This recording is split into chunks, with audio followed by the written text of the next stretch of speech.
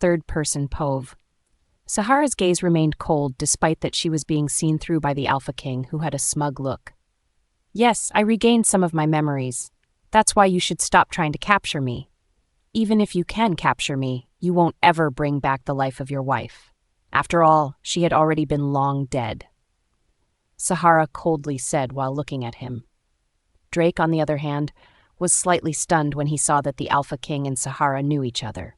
Even the Alpha King knows that Sahara had lost her memories and that Yunifer was a wolf, not a human. The Alpha King sneered at her. I can bring her back as long as you can cooperate with me. Hearing this, Sahara snickered. What if I don't? You used such a cruelest way to torture Yunifer, my other half. Why do you think that I would help you after what you have done to her? I only did that so that you can come out. You were suppressed ever since you suffered from the abusive household. Besides, you were originally a wolf, so why did you become a human? It must be because you experience a lot of pain, and also you would only come out once Yunifer's emotions burst out to the point that she would think that her life is no longer valuable. That's because you will only come out once Yunifer is on the verge of death.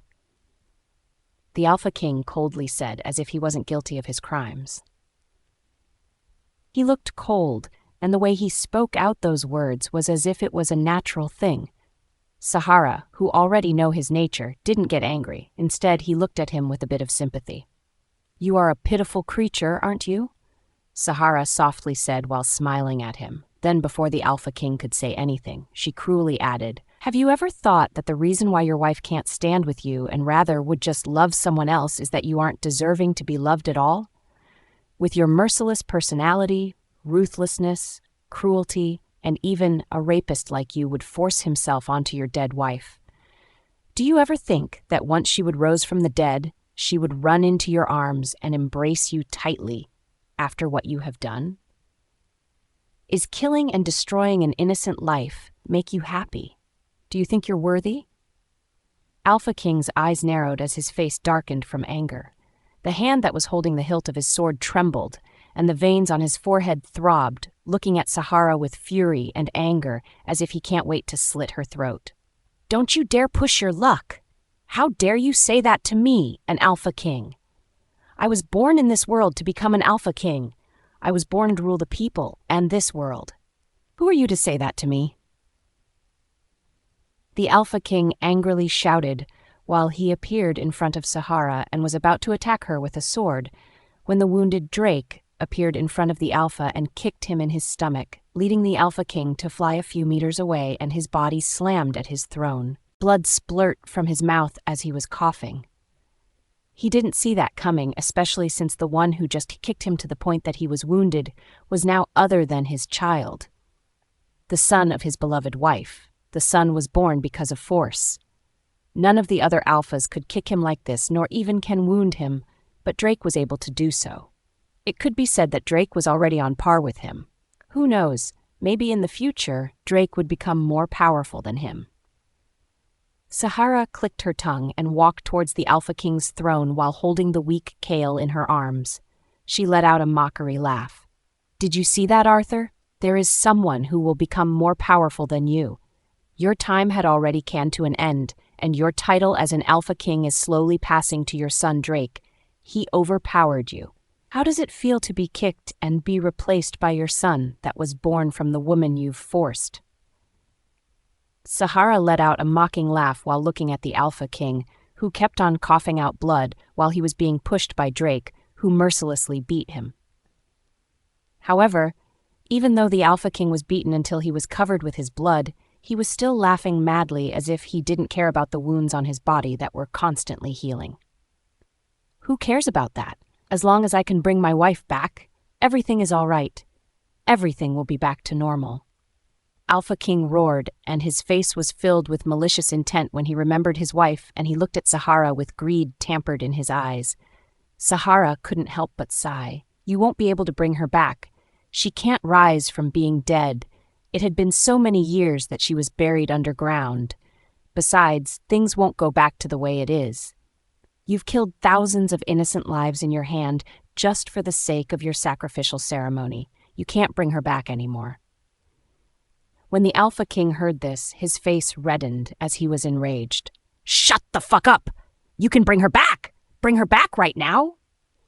Seeing him acting like this, Sahara couldn't help but grit her teeth, and before she could continue talking with him when she suddenly felt that Kale's breathing was worsening. He was weakened, and his face was pale like paper. Sahara glanced at the Alpha King, who was helpless in front of his son, who was mercilessly overpowered by him. "I can't bring her back anymore, since it is already too late. I'm not a god. I can only rescue those who still have lives," Sahara cruelly said while looking at the Alpha King with sincerity. The Alpha King's eyes became more maniac as he stood up and tried to attack her, along with the man whom Sahara was holding in her arms. But before the Alpha King's claws reached Kale and Sahara, Alpha Havoc suddenly appeared in front of them, along with Drake, and his face was plastered with furious as he kicked the Alpha King away. Even though the Alpha King doesn't feel anything with Havoc's kick, but because he was already weakened after being beaten by Drake, he was slightly pushed back. Havoc didn't even glance at the Alpha King because his eyes were focused on Kale, who was breathing weakly and was already in a coma. His eyes reddened as he looked at Sahara with anger. "You said you would help him? Why is his condition worsening?" "Calm down. Kill the Alpha King first before I'll help you save him." Sahara didn't bother to explain and just ordered him straight to the point. Havoc's eyes were filled with contempt as he looked at Sahara. "Can't you just heal him first before I would kill that fucking bastard?" Sahara shook her head and let out a heavy sigh. "You will know once you will kill him. I can't do anything since I'm also restricted. Just kill him first, since in that way, his self-healing ability won't work." Before Havoc could say something when Sahara got irritated and shouted at him. "Time is running fast. If you won't kill him right now, Kale would die and that Alpha King would be the one who will live. Stop acting like a dog."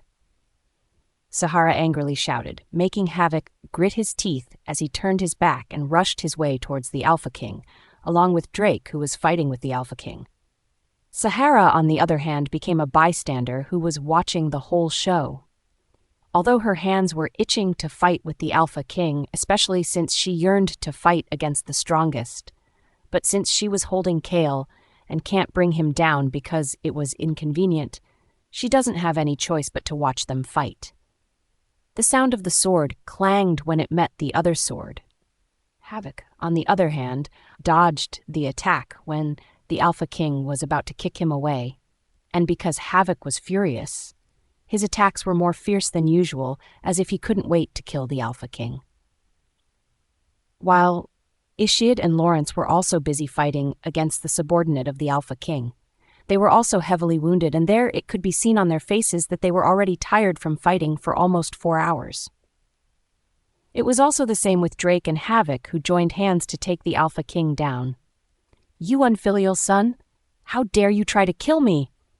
The Alpha King angrily shouted as his nose flared up while glaring at Drake with angry eyes when the sword that he was holding in his arms was stolen by Drake, and it was used to stab his abdomen, making him cough up blood. Drake sneered and coldly looked at him. "I don't have a mass murderer father, and I never viewed you as my father, and for sure that you never see us as your son. Besides, we don't have such a rapist father like you."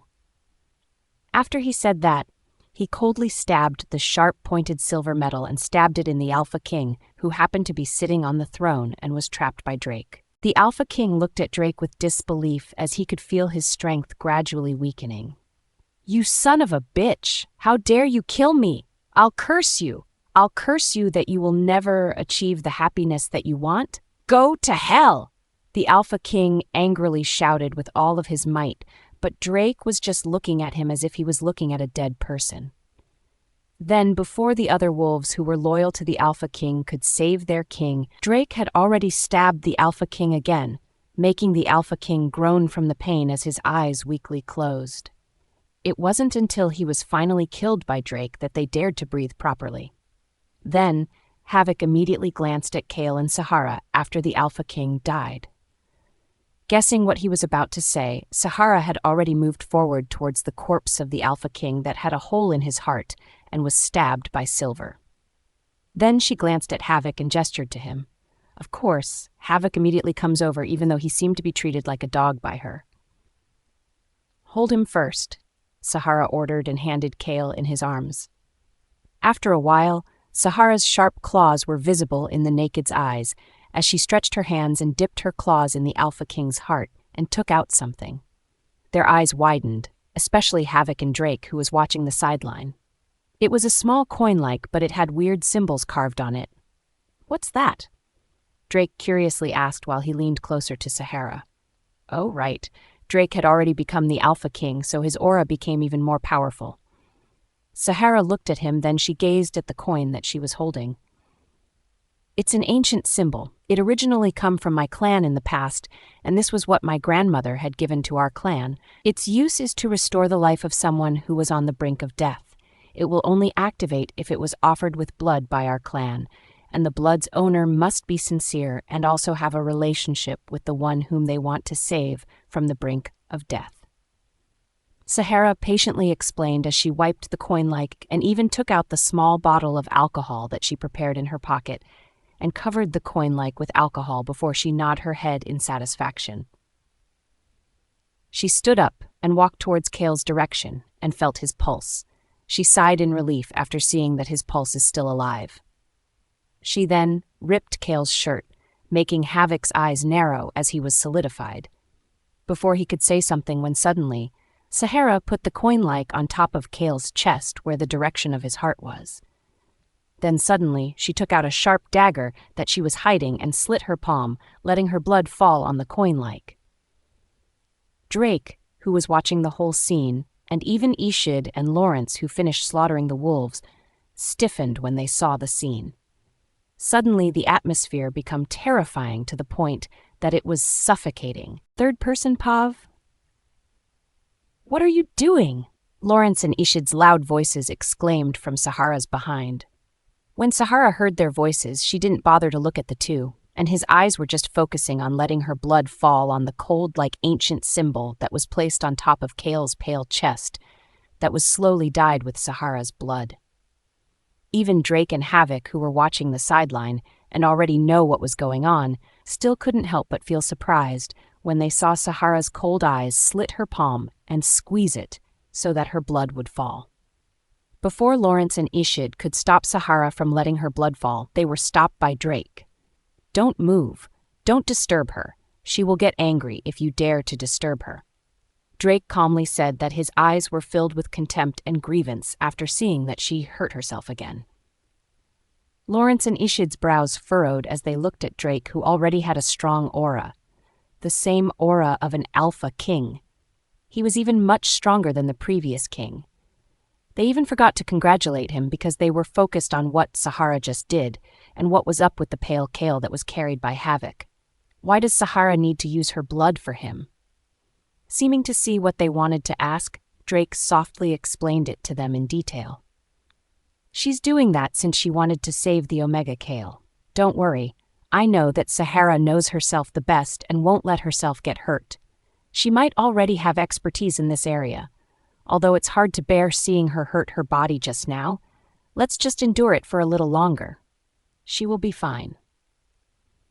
Drake calmly said while persuading the twins, who were pursing their lips and were reluctant, but at the same time, they were relieved after hearing the reassurance from Drake. On the other hand, Havoc was carefully and gently holding Kale in his embrace while watching Sahara did those to Kale. His heart was pounding fast. Although he isn't a religious person, at this moment he prayed for the safety of his mate. He prayed that Kale would wake up from being comatose. He prayed that he would be healthy just like before.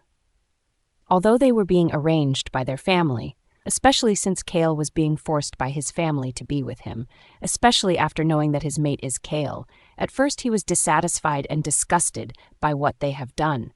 Much more, he doesn't like Kale at first because not only he is a man, but he is also delicate, fragile-looking, weak, and even an Omega. It was an insult for him who was an Alpha. That's why, although they signed a contract, the control they signed is not to meddle with each other's business and act like a stranger towards each other rather than mates. But in the end, his hard heart was immediately softened like tofu. Day by day, as time passed by, he realized that he couldn't live without Kale's presence. He became more comfortable after living with him under the same roof. That's when he realized that the frail, weak Omega that he always viewed towards him was all wrong. He wasn't weak, he wasn't squeamish, he wasn't frail. But one thing about him that hasn't changed ever since the first time that they met is that he had a heart for Tofu. His heart was soft and he was gentle. Even when he tried to push him away and didn't hide his contempt against him at first, he still treated him with sincerity. Despite that, he received a lot of abuse ever since he was a child and was suppressed by his own family. He remained kind and gentle. But of course, Havoc knows that Kale had a bottom line. If someone would cross his bottom line, if he was an extremely gentle person, then he can also become the most vicious person that they ever met. As time went by, he realized that he was starting to like him. No, the feeling he has right now is much stronger than like. Although he kept on hiding it from him and was even in denial about it, he knew that he couldn't run away from his feelings towards him. Seeing him in this situation broke his heart. It felt uncomfortable. He regretted being such a prideful man and was stubbornly not talking to him like a child. Aside from regretting that he didn't protect him, he also regrets not letting him know about the feelings that he has for him. Staring at the small ritual that Sahara had been doing, out of a sudden, they all saw the blood that dripped down on the coin-like from Sahara's palm was being absorbed by the coin-like. Because Sahara's wounds would immediately be healed, she would keep on slitting his palm to let her blood flow without emotions nor pain plastered on her face. Lawrence, Ishid, and Drake felt distressed upon watching Sahara doing this. Although they wanted her to stop doing it, they also don't want to disturb Sahara, because they all know that Sahara wanted to save Kale, who was on the brink of death.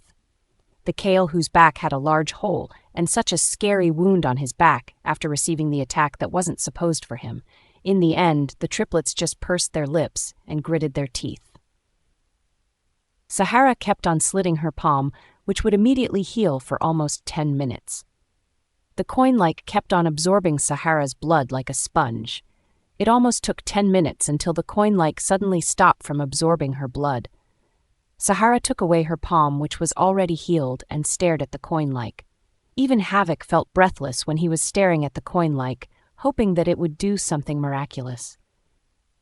Although he doesn't understand, nor doesn't know how Sahara managed to get this coin, and doesn't understand its functions, he still put his hope in this small coin, hoping that it would be the one who will let his beloved mate wake up from the unconscious state. Also, to heal the parts of his body that can't be healed by a Pax doctor, nor can't be healed by his self-healing ability as a wolf. It wasn't until they saw the copper coin like suddenly turn red and slowly dispersed like water, and went inside Kale's heart, making Havoc's eyes widen as he raised his head to look at Sahara, asking for her explanation of that thing. Sahara, who felt their gazes fall onto him, calmly answered them one by one. What you see is the copper coin-like that suddenly turned like red blood and disappeared in our naked eyes. I'm sure that you see that it went inside Kale's skin and go to his heart. Although I don't understand its function since I haven't used it on my own, and just seen Grandma Witch used it on my grandfather, who was a human, to heal him. However, back then when they ascended, they gave the copper coin to me, but it fell in the wrong hands. As you can see, it was the Alpha King who stole it away from us, especially after knowing that it could save his life, so he took an effort and massacre our clan. However, he already took the copper coin from me since I was the one who was holding it.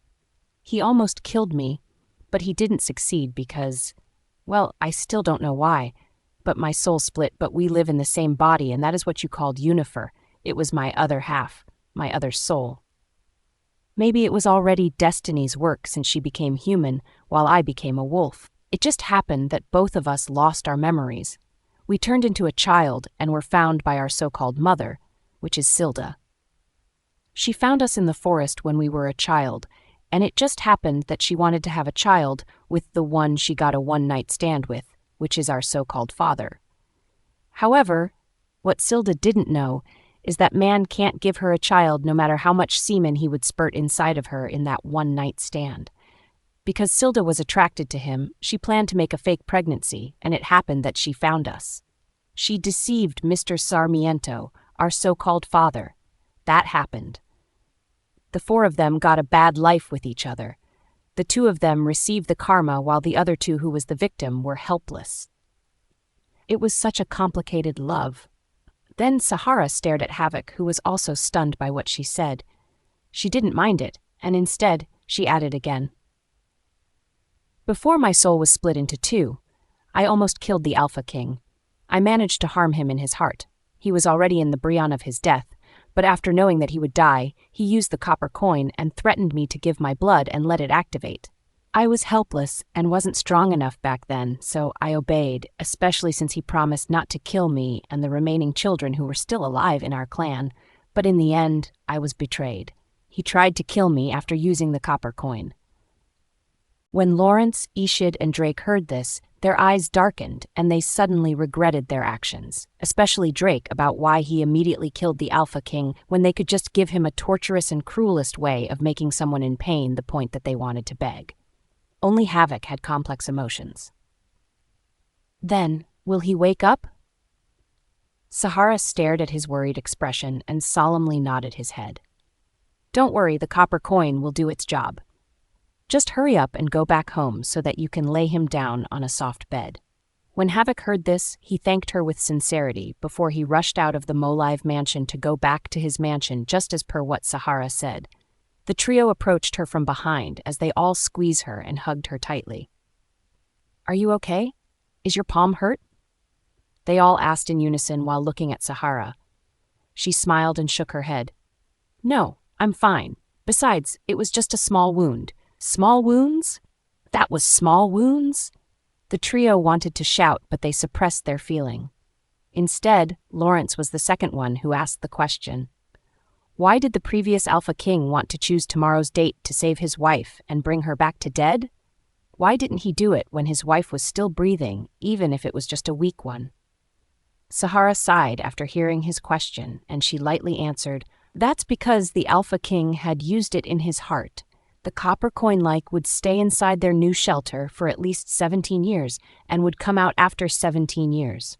Perhaps he already calculated that tomorrow would be the day that the copper coin that was inside of his heart would come out at his wife's anniversary death.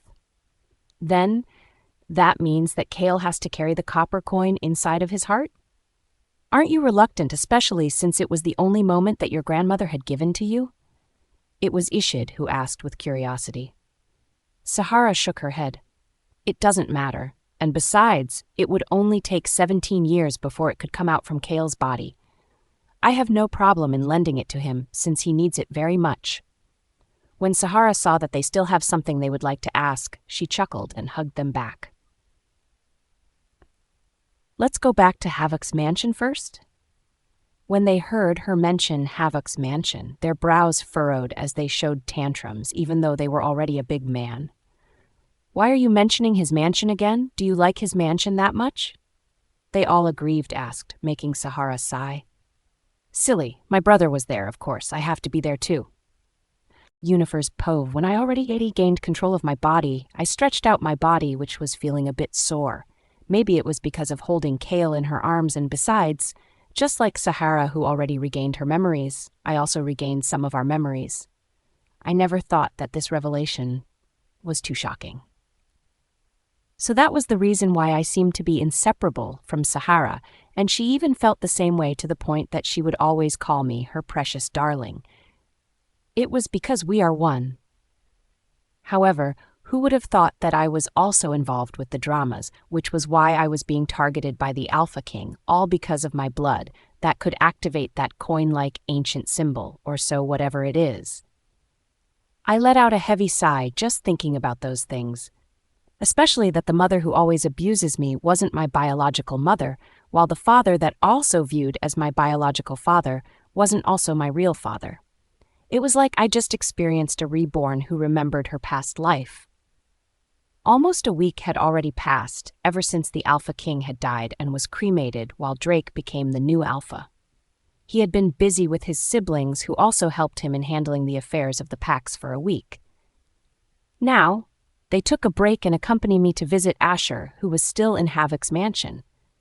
Asher's alibi was that he promised Kale that he would stay in Havoc's mansion to watch him while he was away. Asher had said that Kale talked to him through MindLink that day when Kale saved Havoc and used his body to protect him. It made me realize that the reason why he chooses Asher to leave him that time was that because Asher was a child and looked innocent, that it could easily fool Havoc. That's why Asher had been living in Havoc's mansion, even though he was reluctant to part with me. However, Havoc just paid no attention to it. I don't know if it was because he doesn't care about what's happening with his surroundings, or maybe it was because he already knew the reason for Asher's stay. That's why he remained silent and neutral about it. When we had already reached Havoc's mansion, we were greeted by Asher, who was anxiously waiting for us while keeping on glancing at the door, waiting for my arrival. Upon seeing me, his eyes lit up from happiness as he called me out. "Sister, you're back. I was worried." He loudly said while smiling from ear to ear at the same time. He looked at me from top to bottom to see if I was injured or not. Upon seeing that I don't have any injuries with me, he let out a sigh of relief and looked at me with an inquiring look. "Are you okay now? Since when did you come back?" he enthusiastically asked while looking at me. My hand reached out to pat his head and let out a soft chuckle. "Just a while ago. Your sister Sahara was tired, so she took a nap again. However, now that our memories were restored, for sure that the fusion of our souls would begin. After all, that was the reason why Sahara fell into a deep sleep." Asher made an O shape on his mouth upon hearing my words, then he nodded his head right after. "I see. It was a pity that I haven't even bid my farewell and thanked her as well." Asher let out a heavy sigh, making me chuckle after seeing how adorable he is. I pinched his cheeks, while at the same time messing with his hair. "She already knows what you wanted to say. She heard it." Asher looked at me with a frown, but then for a moment he seemed to understand without letting me utter the words that I wanted to say, and he just nodded his head without asking for more. "By the way, where's Havoc and Kale?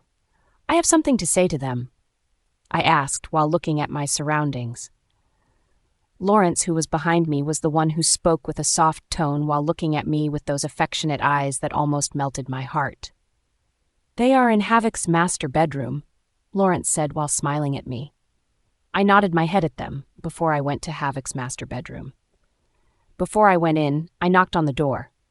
It was as if the owner of the bedroom had long foreseen that I would go to their room. He immediately responded after I knocked on the door. "Come in." A cold voice rang in my ears. However, those voices weren't emotionless as the last time I met him. This time, his voice was filled with different kinds of emotions. Annoyed, anger, sadness, worries, guilt, self-blame. I twisted the doorknob and opened the door before I stepped my foot inside their bedroom. My eyes glanced at Kale, who was lying on the bed and was still unconscious. Then my eyes glanced at Havoc, who was eagerly and worriedly looking at his mate, who was in a coma. He didn't even bother to look at me and directly asked, "Why is he still in a coma? Why won't he wake up? Is there a mistake in the ceremony?" After he asked, he looked at me. Those haggard faces of his appeared in my sight. There were dark circles underneath his eyes that cannot be hidden. He looked haggard and lifeless when he looked at me. There were some traces of tears in his eyes. Seeing him like this, I let out a heavy sigh and took a glance at the unconscious Kale, whose face was as pale as paper.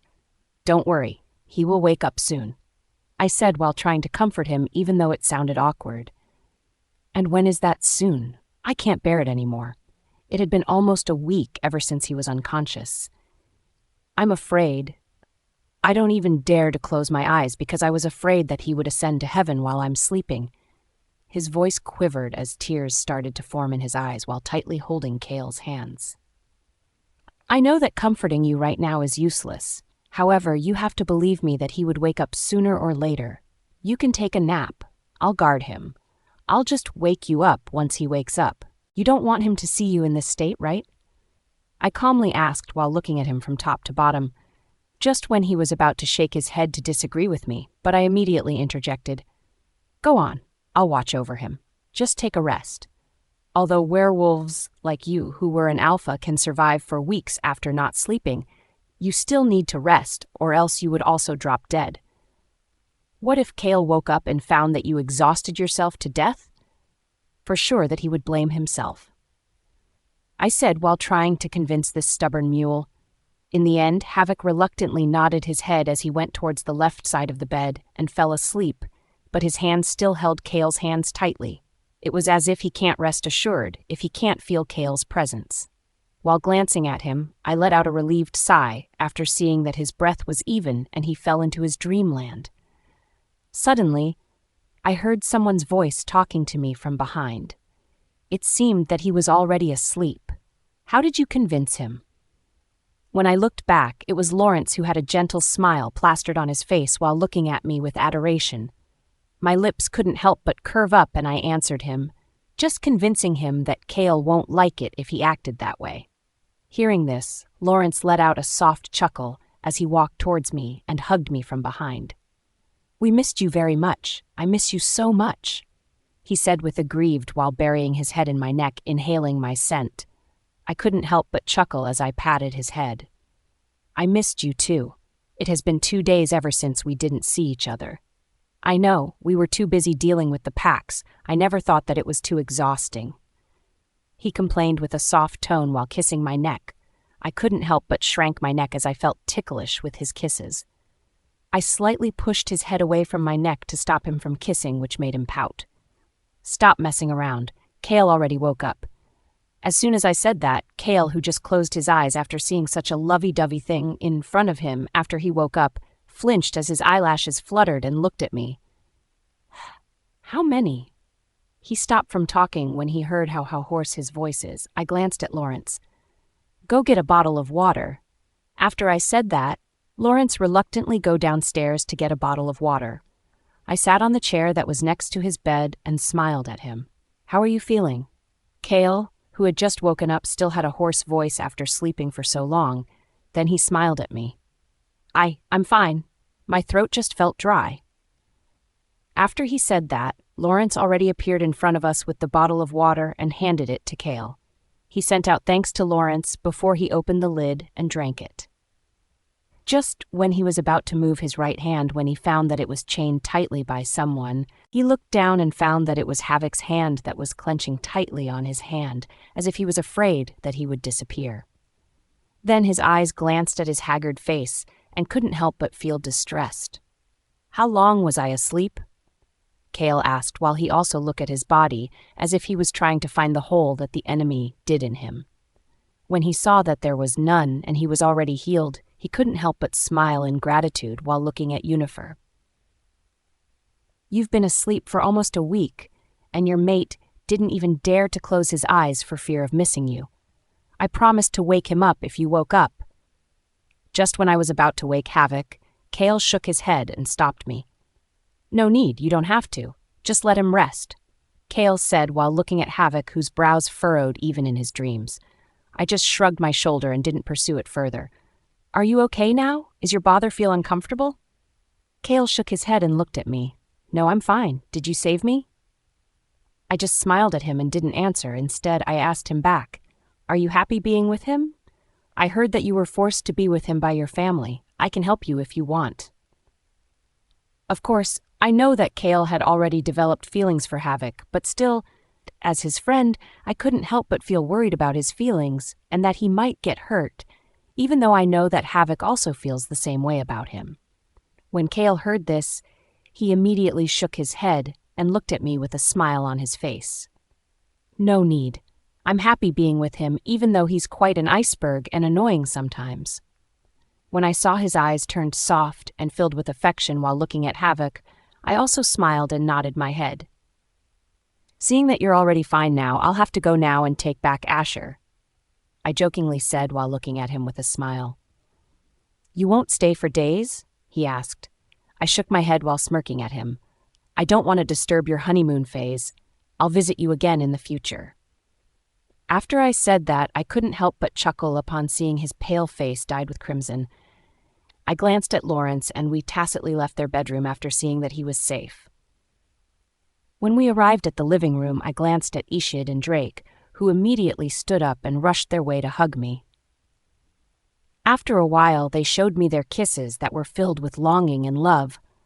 I couldn't help but chuckle as my face was almost filled with their saliva. Chapter 44. Drake's POV.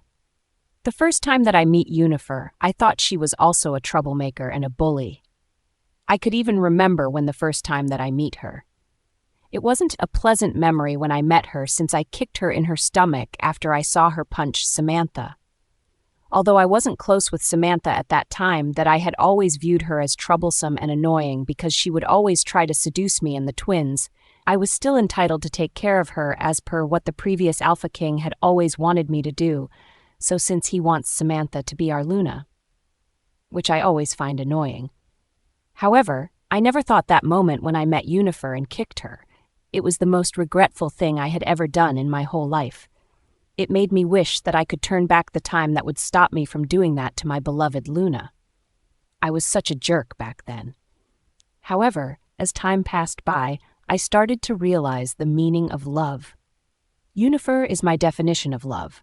Sometimes the misunderstanding we had back then almost separates us, but still, the red thread binds us together again, and even destiny helps us find our way back to each other. Even so, I still couldn't help but feel helpless and remorse whenever I remember how powerless I am at the time that Yunifer was being imprisoned by the previous Alpha King. I always blamed myself for not being strong enough to be her pillar. I wasn't strong enough to protect her and was even late to show up in front of her. I almost lost her. We almost lost her. Now that we are familiar with and used to being with her, we couldn't imagine what our life would be without her. I don't want to imagine that. I was terrified whenever I thought of that event. I was afraid that she would disappear. I was afraid that she would leave. I felt guilty for not protecting her well. I know that she's strong and she didn't need to be protected, but even so, I couldn't help but feel that way.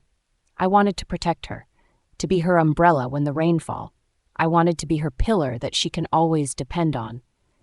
Yunifer is a strong woman, an independent woman. She doesn't need to be saved because she can save herself.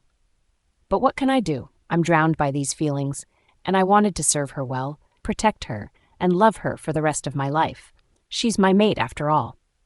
Our mate, our beloved. I'm sure that Lawrence and Ishid also felt the same way that I felt toward Yunifer. They were also protective of her. Well, a year had already passed ever since those events happened. In those years, the relationship we had with Yunifer had deepened even more. Not just because we are bonded to each other, nor she's our Luna, but rather, it was because we loved her and she also loved us. In those years, Yunifer had grown more mature than ever, and one thing that had changed her from the past is that she started to trust us, believe in our capabilities, and depend on us more. Unlike in the past, that she seemed to put a barrier between us and locked herself in that barrier as a way to protect herself from anyone. I was snapped back to reality when I heard her call. "What have you been thinking this whole time? I've been calling you," Yunifer said while wrapping her arms around my waist while looking up at me with a smile on her face. Seeing her being like this, my mouth curved up. I couldn't help but bend down and plant a kiss on her lips. "I was thinking about you." I never thought that time flew so fast. A year had already passed after I snatched the throne from the previous Alpha King. I softly said while reminiscing those days. Yunifer chuckled and hugged me tighter. "Yeah, time is really like a flash. But anyway, it doesn't matter what time we are in as long as we are together." I softly chuckled as I couldn't help but kiss her again and again on her lips. Just when I was about to continue kissing her, when we both heard a cough from behind, making us look at the one who interrupted us. It was Lawrence and Ishid who were pretending to sulk while walking toward us. They also hugged Yunifer and kissed her on her forehead. "We're also here, you know," Ishid said while pouting. Meanwhile, Lawrence was just smiling at us. I rolled my eyes upon seeing them get close to Yunifer and kissed her on her lips. "Where did you two just go?" I asked while looking at Lawrence and Ishid, who were being comforted by Yunifer. Ishid just hissed at me while hugging Yunifer tightly, while Lawrence was the one who calmly explained. "We just went to handle the pack." Now the three of us hold the largest and strongest pack in the world, especially since you are an alpha king, which made our pack stronger.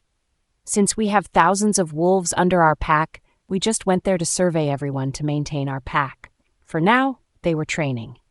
Lawrence calmly explained the details while looking at me. I nodded my head and didn't even forget to praise him. You did a good job. Lawrence just rolled his eyes with a smile plastered on his face. I know. I can even do better. Anyway, Alpha Havoc invited us to his mansion. Hearing this, Yunifer, who was also coaxing Ishid, perked his ears and looked at Lawrence with brows raised. Really? Are you sure that it was Alpha Havoc who invited us and not Kale? Given Havoc's attitude, he won't invite us. Yunifer said with a smile hanging on her lips. Lawrence chuckled and shook his head. It was Alpha Havoc who invited us, but of course, Kale was also the one who persuaded him. Well, he was always the one who would persuade Havoc to meet us. It's not us that he wanted to see, but rather it was Yunifer. After all, in those years they became more close friends and open to each other. Ishid said while hugging Yunifer from the back while putting his head on her shoulder. I chuckled. That was the reason why Havoc had been jealous of Yunifer, because Kale became close and open to Yunifer. Lawrence rolled his eyes. As if you weren't jealous too.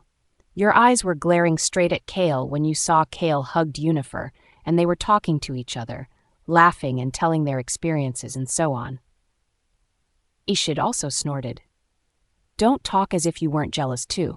Although you have a gentle smile hanging on your face every day, plus you have a warm aura in you, it doesn't change the fact that your eyes were throwing daggers at Kale too.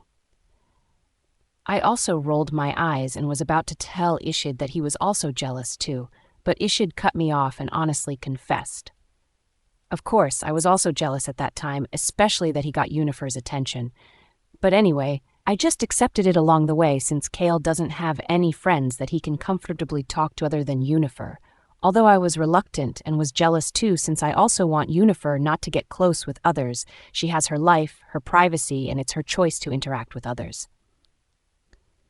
Ishid said while raising the corner of his lips as if he was proud of what he said. Hearing this, I rolled my eyes. Are you sure? Well, of course, as long as it won't cross the line, Ishid said while averting his eyes. I clicked my tongue and was about to continue roasting her when Yunifer, who was just calmly watching us, spoke, but after seeing that we were going to roast each other, she spoke. Stop arguing. I know that you were jealous, but Kale was my only close friend, so please restrain yourselves. Anyway, let's go to Havoc's mansion. I also want to meet Kale and talk about his life events.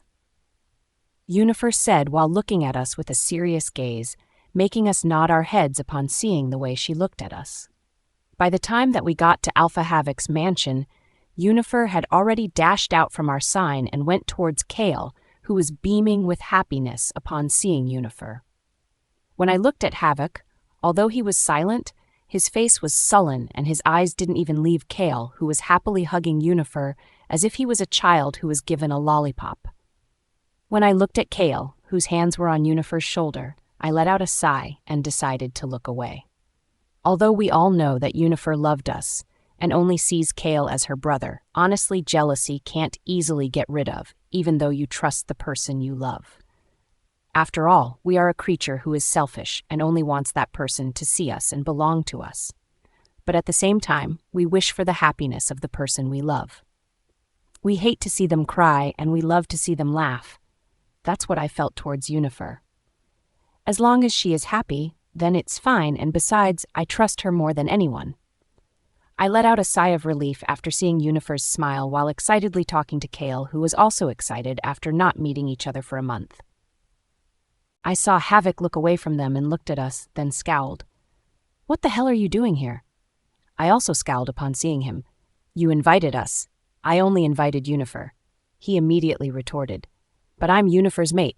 Lawrence and Ishid are also Yunifer's mates. It's a given for us to be here. I calmly answered while rolling my eyes at him. Havoc clicked his tongue and crossed his arms. Anyway, can't you all be pissed off now? Just seeing your faces pisses me off. Then we'll continue to piss you off since it seemed that your mate, Kale, really wanted to continue meeting with my mate. I said while snickering at him before I walked towards the sofa and sat while watching Yunifer, who was happily talking with Kale.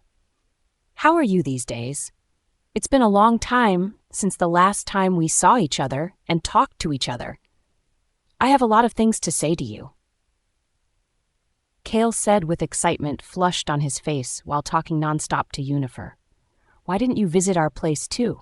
We could talk to each other and, well, of course, we will be gossiping about what happened to our lives. Yunifer also answered while pouting, looking at Kale with a wrongful expression. Seeing her like this, Kale panicked and immediately explained. Well, I had a hard time coaxing a big dog. That's why it took me a month to meet you again. The big dog, Havoc, just glanced at Kale without expression and looked away.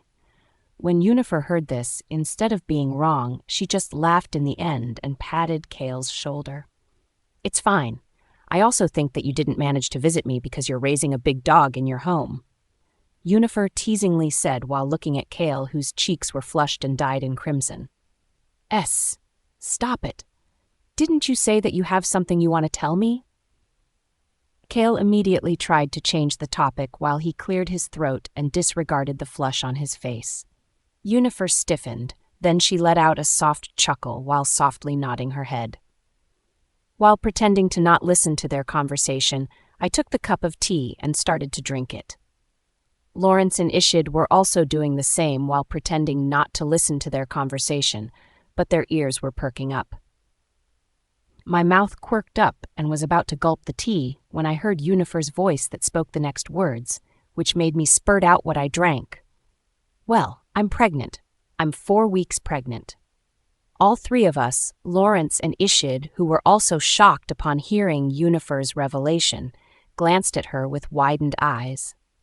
Then after a while, we jumped from our seats and went towards her direction and then hugged her right in front of Kale, who was also shocked, but in the end, he smiled and congratulated us. Is it for real? I didn't even notice that my voice slightly quivered while looking at her stomach. My mind was almost blank. I can't exactly express what I'm feeling right now. Yunifer glanced at us and chuckled before she nodded her head. Yes, I'm pregnant. We will be having children soon. Yunifer said while smiling at us warmly, making our hearts feel warm. Lawrence hugged her gently and kissed the top of her head. I love you, Yunifer. I'll take care of you. We will take good care of you. Ishid also nodded while wiping his tears and solemnly swearing. We will protect you. I just leaned down and kissed the top of her forehead and looked deeply into her eyes. No words can express how deeply happy I am right now. Yunifer smiled and softly answered while looking at us. I love you too. I always do. Kale, who was watching us, couldn't help but feel embarrassed, so he took a leave and gave us privacy to celebrate Yunifer's pregnancy. Third person's POV. Suddenly, a warm hand wrapped around Kale's waist, pulling him closer to its body. When he raised his head, it was none other than Havoc who did that. His ears reddened as he glared at him. What are you doing? I want a baby too. No. Havoc pouted, but then he regained his composure and hugged him tightly while he kept on kissing his lips. Anyway, it doesn't matter. It's fine to have no rival with your attention. Kale just looked at him helplessly and his eyes glanced at his precious friend, whose face was glowing and filled with happiness. He couldn't help but smile at such a scene, especially when the 3 big alphas were already planning to buy some kinds of stuff for the baby that was still in Yunifer's stomach. And Yunifer was just watching them while laughing. When Kale saw this, he also couldn't help but laugh too. All he wishes is for the happiness of Yunifer, the one who made her realize that there are still things that can be looked forward to in life. For example, meeting Havoc, Yunifer's POV. I watched the reactions of the 3 huskies, or more like my mates have their jaws dropped as their eyes were bulging out while looking at me in a daze. I couldn't help but let out a soft chuckle upon seeing their reactions. It wasn't until Drake snapped out from reality after he heard my chuckle and looked at me with pure excitement. His eyes were shining like a star in a galaxy. Really? Is it true? You're pregnant? His voice was loud, filled with excitement, making the 2, namely Lawrence and Ishid, who was in a daze, also snapped back to reality. The 3 of them looked at me with an eager expression, making me soften deep down. But at the same time, I felt guilty and disappointed. I shook my head and let out a heavy sigh. No, I'm not pregnant. I was just kidding with Kale, since kept on asking me before if I was pregnant or if I was impregnated by my mates. Little by little, I got a little bit tired hearing this, so before he could ask me if I'm pregnant, I directly told him a lie. While I was explaining, I was also watching my mates' expression. They all had dejected looks on their faces. Meanwhile, Kale looked at me with disbelief. Then, right after, he just laughs and didn't say anything. Ishid pouted his mouth and looked at me with a dejected look. You're not pregnant? I helplessly sighed and shook my head. It's a bit of pity that I wasn't. Although I wanted to get pregnant too, given my body, I can't. When they heard my words, their brows furrowed as they looked at me with curiosity in their eyes. What do you mean by you can't? Is there something wrong with your body? Or is it because we only did it thrice a week? Should we increase the number of times we will do it? They asked straightforwardly without being bashful, making my ears redden as my face flushed. I was almost choked by my saliva as I could feel hot on my cheeks spreading towards my neck and ears. Even Kale, who was listening curiously to our conversation, couldn't help but avert his eyes as he let out a dry cough, while at the same time, Havoc sat near him, and his hands even reached out to cover Kale's both ears as if he was trying to prevent Kale from hearing such explicit words. Seeing Havoc act like this towards Kale, I couldn't help but roll my eyes and even forgot about my embarrassment. Tsk. They were acting as if they haven't done it too. For sure that they did even every day given with Havoc. Tsk tsk. He would surely bully Kale using his body. It was as if Kale perceived my thoughts, which made his cheeks flush and his entire innocent face was as red as a tomato. It's not what you think. We haven't done it. Kale raised his voice while glaring at me, and the eyes he used to glare at me were filled with embarrassment. I was slightly taken aback at first after hearing what Kale said. Then I glanced at Havoc, who just remained stoic, but his left arm tightly wrapped around Kale's small waist while looking at me without expression. I couldn't help but let out a soft chuckle. It seemed that this beast-looking Havoc knows how to restrain himself, unlike my mates. And of course, I have no problem with my mates who was acting like a beast in heat. However, for Havoc, it was kind of shocking, but it seemed that he must care and love Kale, otherwise he wouldn't have to wait for that much.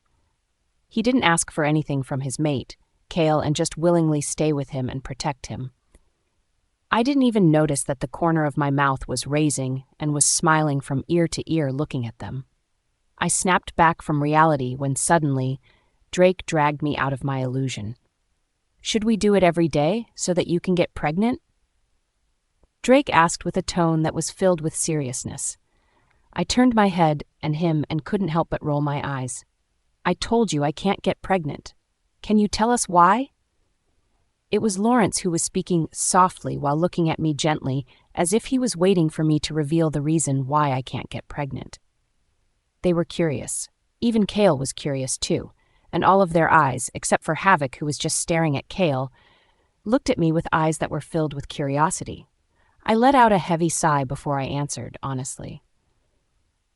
I am different from an ordinary human. Now that I'm starting to regain my memories, the soul that was split, which is Yunifer, and Sahara, which you identified, is slowly reunited. Yes, what I said was right. It won't take us time for us to be whole again, and at that time, I won't be a human. Is there a problem with that? Some she-wolves got pregnant and give birth to a child, so why can't you? So what if you become a wolf? It was Ishid who interrupted while furrowing his brows, looking at me with confusion as if he didn't understand what I was trying to say. I took a deep breath and solemnly started talking. As you know, I am also different from any she-wolves or wolves that you have ever met. I am the first Lycan who appeared in history, and I have a blood of a witch too, coming from my clan. I am different from everyone. They just looked at me with widened eyes, making me smile as I looked at them in the eyes. Do you know the secret of our clan? Whoever was born powerful, its bloodline would be cut, because once the powerful being who was born in our clan is pregnant and give birth, she will either be disabled or have a weak body that can't be taken out of the bed. Much worse, they will die. I softly said while smiling at them, making their eyes slightly narrow as their expression turned serious. The three of them remained silent, and it wasn't until Kale asked, it all happened in the past. It was all a history. What if it had changed? Kale softly asked, with his eyes filled with hesitation when he asked those words while looking at me. I looked at him and let out a soft chuckle before I shook my head while looking at him with a smile on my face, putting on a nonchalant expression while talking about the past. That's what I hope so too. However, the past can't change. The history can't be changed, especially since I came from a powerful background, and I'm a lichen too. Ever since I was born, I was already stronger, way stronger than an average wolf, which was why they named me Lichen, because I was different from the wolves. I was born with enormous strength and infinite potential. When Grandma, my witch grandma, found out about my condition, she was the one who told my parents who cut off my bloodline by using her cursed power on me so that I will remain strong, a pillar to our clan, and have the ability to protect my clan.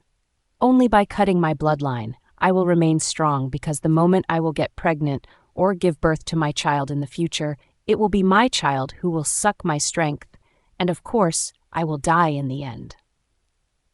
I looked at Kale and then at my mates who were frowning and smiled at them as I continued. Which is why I can't get pregnant even if I wanted to. I can't change history either. If Grandma was alive, maybe she can break the curse spell she used on me to cut off my bloodline. However, she's already dead, and I can't do anything about it. Before they could speak, I also added again. I wasn't the type of a person who easily believed in something like this, even though my grandma is a witch. After all, my motto is, to see is to believe. However, things started to change when I found out that I was the reason why my mother died. A nostalgic smile appeared on my lips. I didn't even notice that the smile plastered on my lips was filled with sadness and loneliness. My mother is also a strong woman in her clan before she married my father and gave birth to me. However, when she got pregnant, it was my witch grandma who told her that she would die if I would be birthed by her. My grandma asked my mother if she wanted to keep me.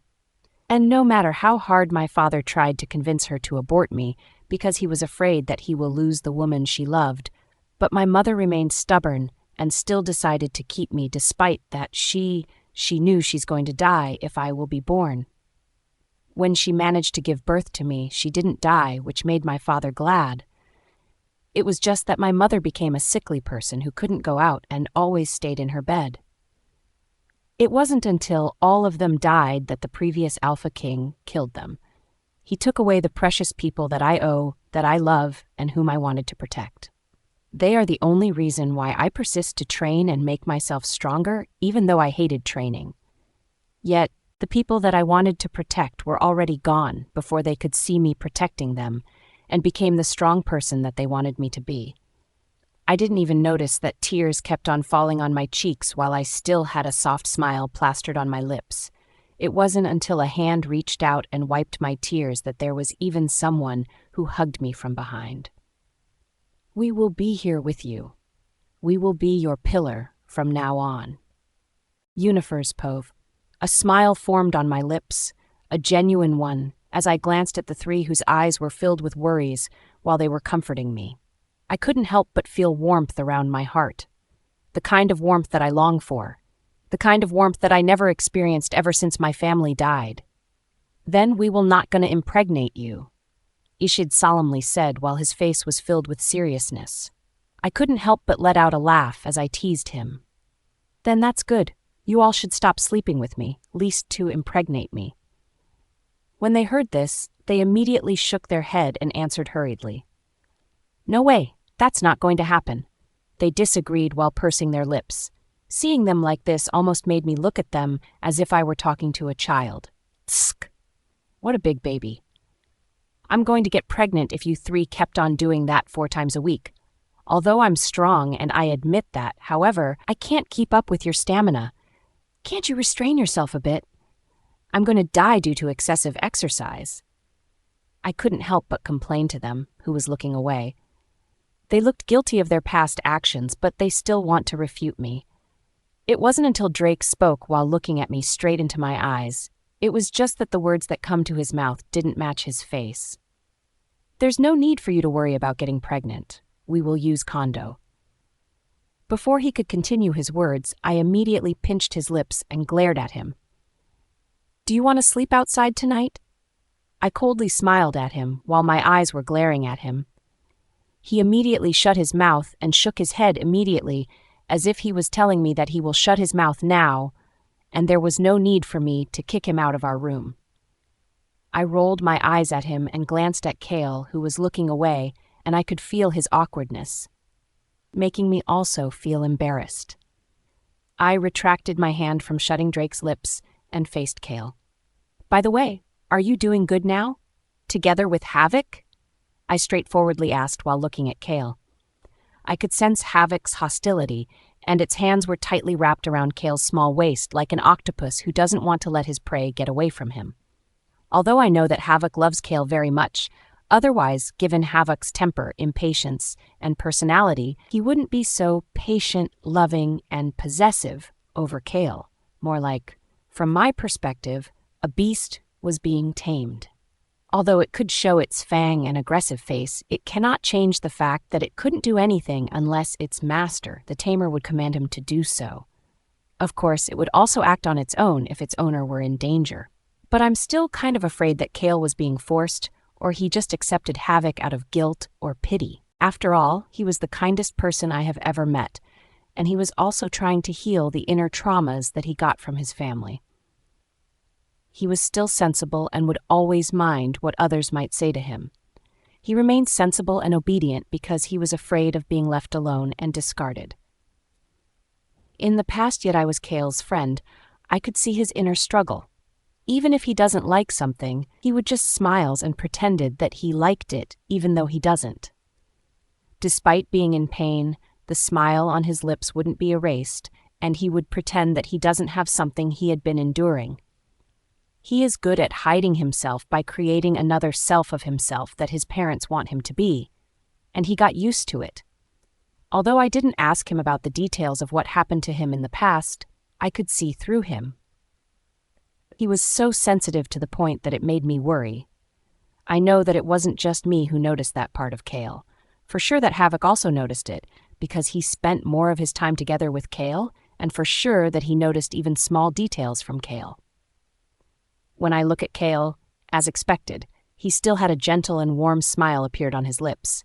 Even Havoc, who saw him like this, secretly clenched his fist as he buried his face in Kale's neck. Kale looked at me with a smile while his hand was playing with Havoc's hair. "Don't worry too much. I'm really happy being together with Havoc." I was slightly taken back upon seeing his eyes sparkle like the clearest water that was being reflected by light, which made him look dazzling and innocent, especially with the gentle smile plastered on his lips. Even Havoc, who heard that, pursed his lips and hugged him tightly. I don't know if it was just my illusion or what, but I could feel his relief after he heard Kale's words. And Kale wasn't dumb to feel Havoc's uncertain. After all, he was already trained and used to seeing through the emotions of one person. He let out a soft yet gentle chuckle as his hand pinched Havoc's cheeks. "Why are you always worried? I already told you before that I'm happy being with you," Kale softly said while he kept on pinching Havoc's cheeks. Havoc didn't get angry about being pinched by Kale. Rather, he just let him do what he wants. While listening closely to Kale's words, he pursed his lips and shook his head. "I know. I've known that you are happy being with me," he said hoarsely while hugging him tightly. However, Kale could still feel Havoc's restlessness, making him let out a soft sigh and patted his cheeks. "You should believe me more. I may seem naive, gentle, and kind of fake, but I never pretended to be kind, gentle, and obedient in front of you. In front of the person that I'm comfortable with. You should have more confidence in yourself," he said softly, and after a while, he let out a soft chuckle before he teased him. "You weren't like this before. The first time that I saw you, you were beaming with arrogance and were overwhelmed with confidence. You were like an emperor who was as if you could rule the whole country. So what's up with you now?" Kale jokingly asked while sliding his fingers on Havoc's hair. Havoc pursed his lips and shook his head. "I'm just being like this when it comes to you." Meanwhile, me and my mates, who happened to see their interaction, couldn't help but feel awkward upon being fed by their sweetness. I just let out a soft laugh while the three just rolled their eyes and stopped looking at them, as if their eyes would hurt if they would continue looking at them. Instead, they moved in my direction as they kept on looking at me.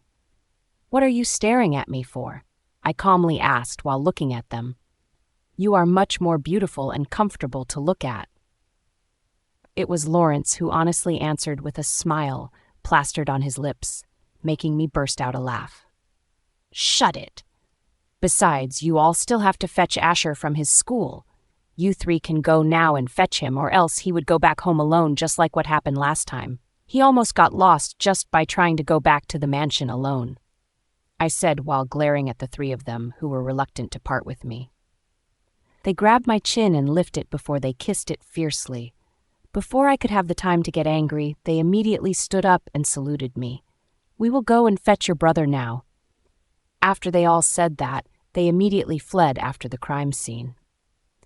Seeing them flee away, afraid that I would scold them, I let out a cold snort before I glance at Kale and Havoc, who emit such a lovey-dovey atmosphere. It made me embarrassed to interfere with their romance. I let out a sigh as I stood up and went directly to the kitchen. I asked the chef to cook some dishes for me since I got hungry. While waiting for the dishes to be served, I suddenly felt a shiver run down my spine, making my eyes widen as I took a deep breath before I closed my eyes. "Sahara." I softly called out her name through my mind, trying to feel her presence. I was slightly stunned when I felt that her presence was slowly disappearing, and I felt a strong force wrapped tightly on my soul. This time, I could guess that Sahara was already merging with my soul, our soul to be exact. Half of my soul was slowly becoming bigger and bigger. "Are you leaving?" I softly asked. I heard her soft chuckle right after I asked. "What do you mean that I'm living? I'm always within you. You are me, and I am you. We are one." Still, I couldn't help but feel like it was a pity for her to disappear. It was as if she was able to hear what I was thinking and immediately answered my doubts. "We are always connected. You will retain back your memories too, and that's the time that we will be complete." My brows couldn't help but furrow, especially since her words were starting to grow soft and small, as if in a minute by now, she would disappear. "Are you going now?" I asked again. I heard her chuckle softly. "Yeah, we will be one again. Don't worry and don't be sad." Even if she said that, I still couldn't help but feel sad, especially since she was always there to save me, to comfort me, and to make me realize. Although she was also me, the other me, she was more mature than me. Her presence makes me comfortable. By the way, you should be careful and watch out. They are watching you. Yunifer's Pove. My brows furrowed as I was left confused by what Sahara said after she fully fused my soul. I couldn't get what she meant about someone who was watching me, and since she mentioned they, there must be a lot of people, more, maybe an enemy who was watching every one of my movements. But since Sahara warned me about this, that means that the enemy this time is stronger. Or maybe much stronger than the Alpha King. I don't get why she said those words, especially since once our soul would fuse completely, I would retain her memories since those memories are also my memories too. However, I don't know why, but I suddenly had a bad feeling about this. I forced myself to open my eyes and watched my surroundings. I found myself sitting in the same spot where I sat before and my head buried in my arms that was placed on the table. I let out a heavy sigh, and I happened to see the dishes that were in front of me. "You're awake?" When I raised my head, I saw Kale, who was tilting his head while looking at me with confusion. "Yeah, I am." Then I looked at my surroundings and found that Havoc wasn't there. "Where's your mate?" I couldn't help but ask, especially that the two of them were like glue. Or should I say that Havoc was like glue who always sticks himself to Kale. He is also a bit like a dog, who always follows its owner like a tail. It's a bit surprising that Havoc wasn't with him, especially given his personality, which can't leave Kale out of his sight. Kale softly smiled and answered, "He's in the study." He had a lot of things to do, especially him as an alpha, and he had been neglecting it because of me, so I urge him to continue his work. I nodded my head in understanding. I know what he was talking about since my mates are also alphas too, and they shouldered tons of responsibility. I sometimes help them even if it's just a little bit of my help. By the way, how long have I been sleeping? I asked while looking at his gentle face of his. Kale smiled and shook his head. I just got here about 5 minutes or so since I was trying to find you. Oh, is there any gossip that you want to talk about? I asked without looking at him. Rather, my attention was on the food that was served in front of me. Actually, I just want to ask if you're pregnant, he shyly said while looking at me with embarrassment and shyness. I couldn't help but furrow. Didn't I already tell him that I couldn't get pregnant, especially since my background is special and unique? I even explained to him earlier that I would either be sick or die if I would give birth. Besides, I can't get pregnant anymore because my grandma had cut off my bloodline. So why is he asking this question again? Although I was suspicious about him and was a little confused, I remained calm and neutral on the outside. There were no traces of suspicion on my face when I talked to them. After all, I felt that something is wrong here. My heart couldn't stop beating wildly, and it was just that my instincts were telling me that something is definitely going on and that I shouldn't let my guard down easily. Is this what Sahara said? That I should be careful because someone is watching me? I raised my head and stared at Kale, who had the same aura and expression plastered on his face. If I was a fool, I would have easily been fooled that he was the real Kale. This is terrifying. What are you staring at? Kale asked while he was still smiling at me, making me goosebumps. I shook my head and answered dejectedly. I already told you earlier that my bloodline was cut off and I can't get pregnant anymore. Even if I wanted to build my own family and give birth to cute, adorable children, I couldn't. I pursed my lips and acted more pitifully in front of him. However, Kale, on the other hand, looked like he was taken aback by my answer. It was as if he never knew about this information, but in the end, he let out a soft sigh, but there was still a smile hanging on his lips, making him look gentle and innocent, just like the original Kale. However, this person is fake. He isn't Kale and will never be. I don't know what this person's purpose is, but I know that he's up to no good. His purpose is mine. Kale let out a heavy sigh as he softly comforted. I'm sorry to hear that. Actually, I can't still believe that you can't get pregnant and that your bloodline was cut off. I, too, also wanted you cute children in the future. After all, I can't give birth to a child. I looked at him before I let out a heavy sigh, too, and nodded my head, indicating my understanding of his words. It's a pity. My mates are also eager to get me pregnant and have children, but after they found out that I would die after giving birth, they immediately dispelled those ideas. I said while smiling. What I said was the truth. After all, I also wanted to have a child too, and besides, Asher kept on telling me that he wanted to have a niece to play with. Besides, it doesn't sound bad to give birth to my mate's children. It seemed that my true emotions came out, which made me slightly taken back and let out a soft laugh. Kale, on the other hand, squinted his eyes, but it only took a second before he regained back to his gentle appearance as he gently smiled at me. By the way, I haven't seen your mates. Where are they?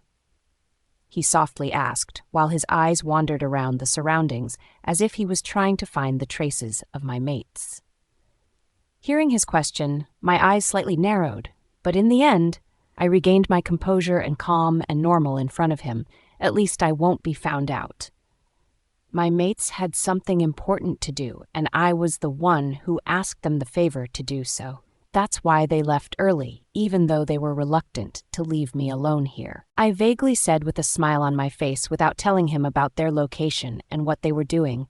This man is dangerous. I could feel that he was dangerous. Besides, Sahara had warned me about this man. In other words, he is an enemy, and I shouldn't easily let my guard down, or else I would be stabbed in the back if I wasn't guarding myself tightly and securely. I could feel his stare that seemed like it could burn a hole in my face, but even if I would look at him, he still had the sweet smile plastered on his face, which is a bit annoying. I looked at him and found that his fingertips were lightly tapping the table, which emits such sounds, especially in this silent dining hall. I couldn't help but gulp down my nervousness and tried to calm my nerves, especially since he seemed to be able to see through my acts. I know that you had already known that I'm not the Kale that you know, he suddenly said, and this time his voice changed, from a gentle and soft voice to a deep and cold tone. The gentle smile plastered on his face. The face of Kale that he was using was dropped. He already dropped the act, and he had this cold, emotionless expression plastered on his face when he looked at me. I also dropped my act and coldly looked at him. "Who are you? What do you want from me?" A cold smile appeared on Kale's while smirking at me, and suddenly, before I could stand up and guard myself when a sharp dagger appeared in front of me as he stabbed it into me. However, it may be because of my fast reflexes that I was able to dodge to the other side so that I won't get stabbed in the face with the dagger. It's just that even if I was able to dodge to the other side, the left side of my face was scratched by its sharp dagger. I could feel a hot liquid dripping down on my face, and it was stinging too. Just when Kale was about to raise his hand to stab it into my face again, when suddenly a familiar voice shouted my name. Yunifer. It was none other than the original Kale. I looked to the other side and saw him rush towards my direction, and his face was filled with horror. Before I could open my mouth and shout at him to stop him from running in my direction, especially since Kale was still in front of me, holding a sharp dagger, suddenly the fake Kale disappeared like a bubble, leaving the only two of us in the dining room. Kale rushed in my direction and helped me get up. His eyes were filled with worries while looking at me from up to down. Who was that? How did he be able to come in? Why does he look like me? His voice suddenly quivered, and his eyes reddened while looking at my cheeks. The cheeks that had been wounded. I helplessly sighed and shrugged my shoulder. I don't know either. He suddenly appeared in front of me with the disguise of your face after I woke up. Kale's brows furrowed. How could that be? It's not like I have a twin or something. I shook my head.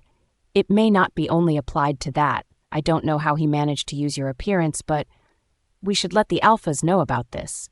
Hearing this, Kale solemnly nodded. But before I could stand up, he spoke. But before that, we should treat your wound. Yunifer's povey. I couldn't help but hissed when I felt the stinging pain on my cheeks, making Kale look at me with worry as he gently treated my wounds.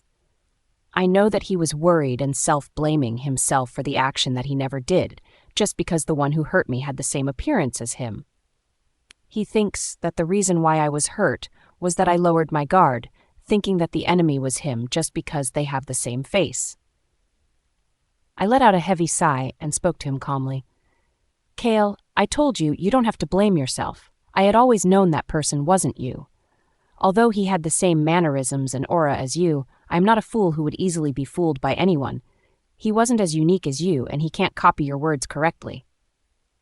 Hearing this, Kale's eyes slightly reddened as the hand that was tending my wounds slightly quivered. But, no buts. Besides, you don't have to treat my wounds this much, since they will just heal on their own.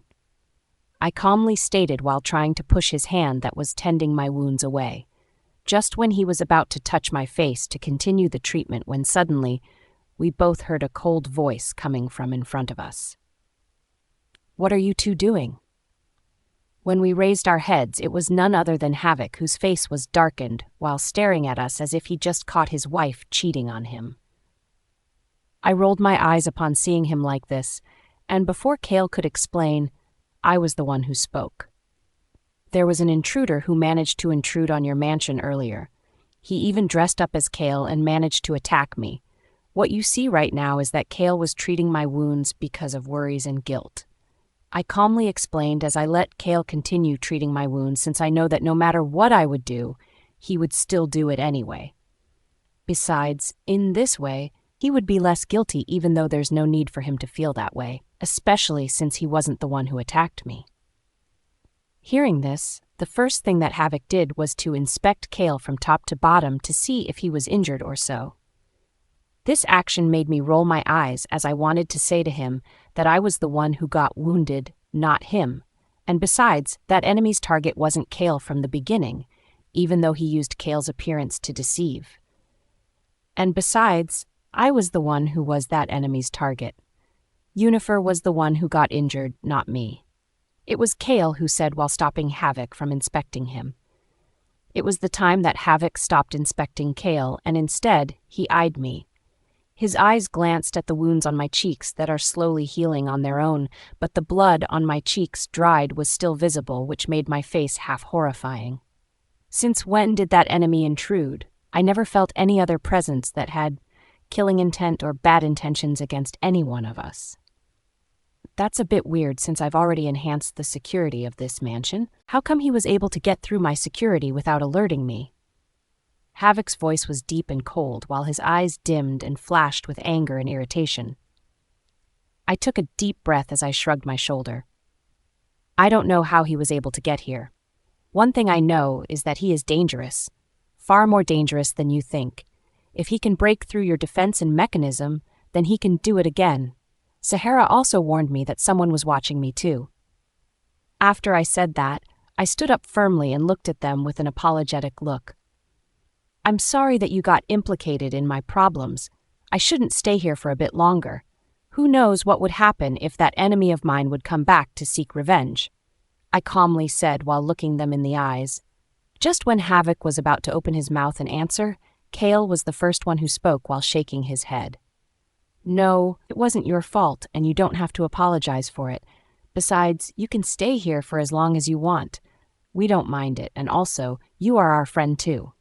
It's natural for us to help our friends who are in need. Kale gently said while looking at me with those warm expressions. Just when I was about shook my head and reject his offer, when it was Havoc who spoke in such a cold tone.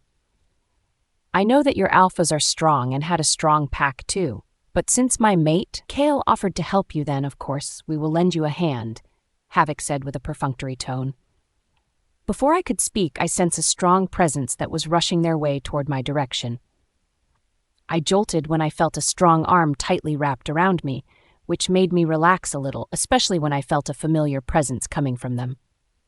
Lawrence! Drake! I exclaimed while looking at the two of them who were tightly holding me, a smile plastered on my face upon seeing them. I sense a strong presence from you. Who did you meet? It was Drake who coldly asked while looking at me, trying to inspect me from up to down to see if I was injured or wounded. His brows furrowed while staring at my cheeks, making me flustered. What happened to your cheeks? Huh. How could he still see that I was wounded when my wound was already healed? It was as if he was able to see through my thoughts, and his brows furrowed as his eyes darkened. Who did this? He asked coldly, while his thumb reached out to touch my cheeks that had dried blood. Dried blood. Damn it! I forgot to wipe the blood stain on my cheeks. Although the wound on my cheeks was healed as if it had never been wounded before in the end, I forgot that some traces of blood stained my cheeks, which is why Drake found out. Even Lawrence, who was gently smiling while hugging me earlier, retracted his hand as his eyes were coldly staring at the bloodstain on my cheeks, but the smile on his lips was still visible. He looked terrifying. Seeing them kept on staring at me, waiting for my answer, I let out a heavy sigh and calmly narrated what happened to me before I concluded. An enemy managed to get inside Havoc's mansion, and his purpose is me from the beginning. He tried to disguise himself as Kale to let my guard down. However, he wasn't able to copy the way Kale would speak, despite that he spoke gently and warmly, which was why I was able to raise my guard from him. I honestly said while looking at the two who had a scowl look on their faces. If you raised your guard from him, how come he was able to attack you? It was Lawrence who gently asked while staring at me. I let out a sigh and answered, he was too fast. Before I could prepare to dodge, he already reached out for my cheek. It was a good thing that my fast reflexes came in handy, and I was able to dodge his attack. Unfortunately, he was still able to scratch and wound my cheeks. After listening to my words, Drake stared at me for a few minutes before he turned his head and glanced at Havoc, who was also looking at us. Have you noticed the man who attacked Yunifer? Drake calmly asked while looking at him. Havoc shook his head. No, I haven't. If I had sensed his presence, I would have immediately been guarded. However, he was able to get through my security without alerting me. Plus, he was also able to copy the appearance of my mate, which is very annoying. Hearing those, Drake fell into deep contemplation. It wasn't until Lawrence spoke. Only witches can use magic to do that. Witches are different from werewolves. Werewolves have their strength, while witches have their magic and witchcraft. When I heard this, I looked at Lawrence, and with brows furrowed, I asked, "Aren't witches distinguished and they only exist in history?" Drake looked at me and calmly sighed. "Indeed, but given the situation of the enemy who dares to attack you, I doubt it." His tone was calm, but his eyes were sharp. I pursed my lips as I let out a heavy sigh. That seemed to be the case. Seeing them go silent, and thinking hard about the identity of the enemy who attacked me, I clapped my hands to get their attention, and I succeeded. "Let's stop talking about that, since no matter what we are going to say right now, it will leave us as hypotheses, since we don't have much lead nor evidence about who that man is," I said, while letting out a heavy sigh as I sat on the chair, watching the dishes in front of me. Then I took the plate and grabbed some food before I started eating it. Seeing me eating the dishes on the table, the four of them also sat down, but they didn't eat. Wait. I noticed that Ishid and Asher still haven't come. I looked at Lawrence and Drake. Then I asked them, "Where are Ishid and Asher? Why haven't they come?" Drake was the one who answered. Ishid was dragged by Asher. Hearing this, I put down my fork and raised my head while looking at him. "Dragged by Asher? Where are they?" Lawrence softly sighed. "They went to the candy shop. You know, Ishid also can't resist when it comes to sweet things, so Drake and I decided to leave them in the candy shop." I just let out a sigh and decided not to think too much about them and instead should focus on my food. Besides, Ishid was there, and he was strong enough to protect himself and Asher if something goes wrong. But in the end, I looked at Lawrence and said, "Can you pick them up? I'm afraid that they would meet the man who tried to attack me." Yunifer's Pove. While waiting for Lawrence, Ishid, and Asher to come back, I sat on the sofa together with Drake, Kale, and Havoc, who seemed to be raising the topic about the enemy who attacked me.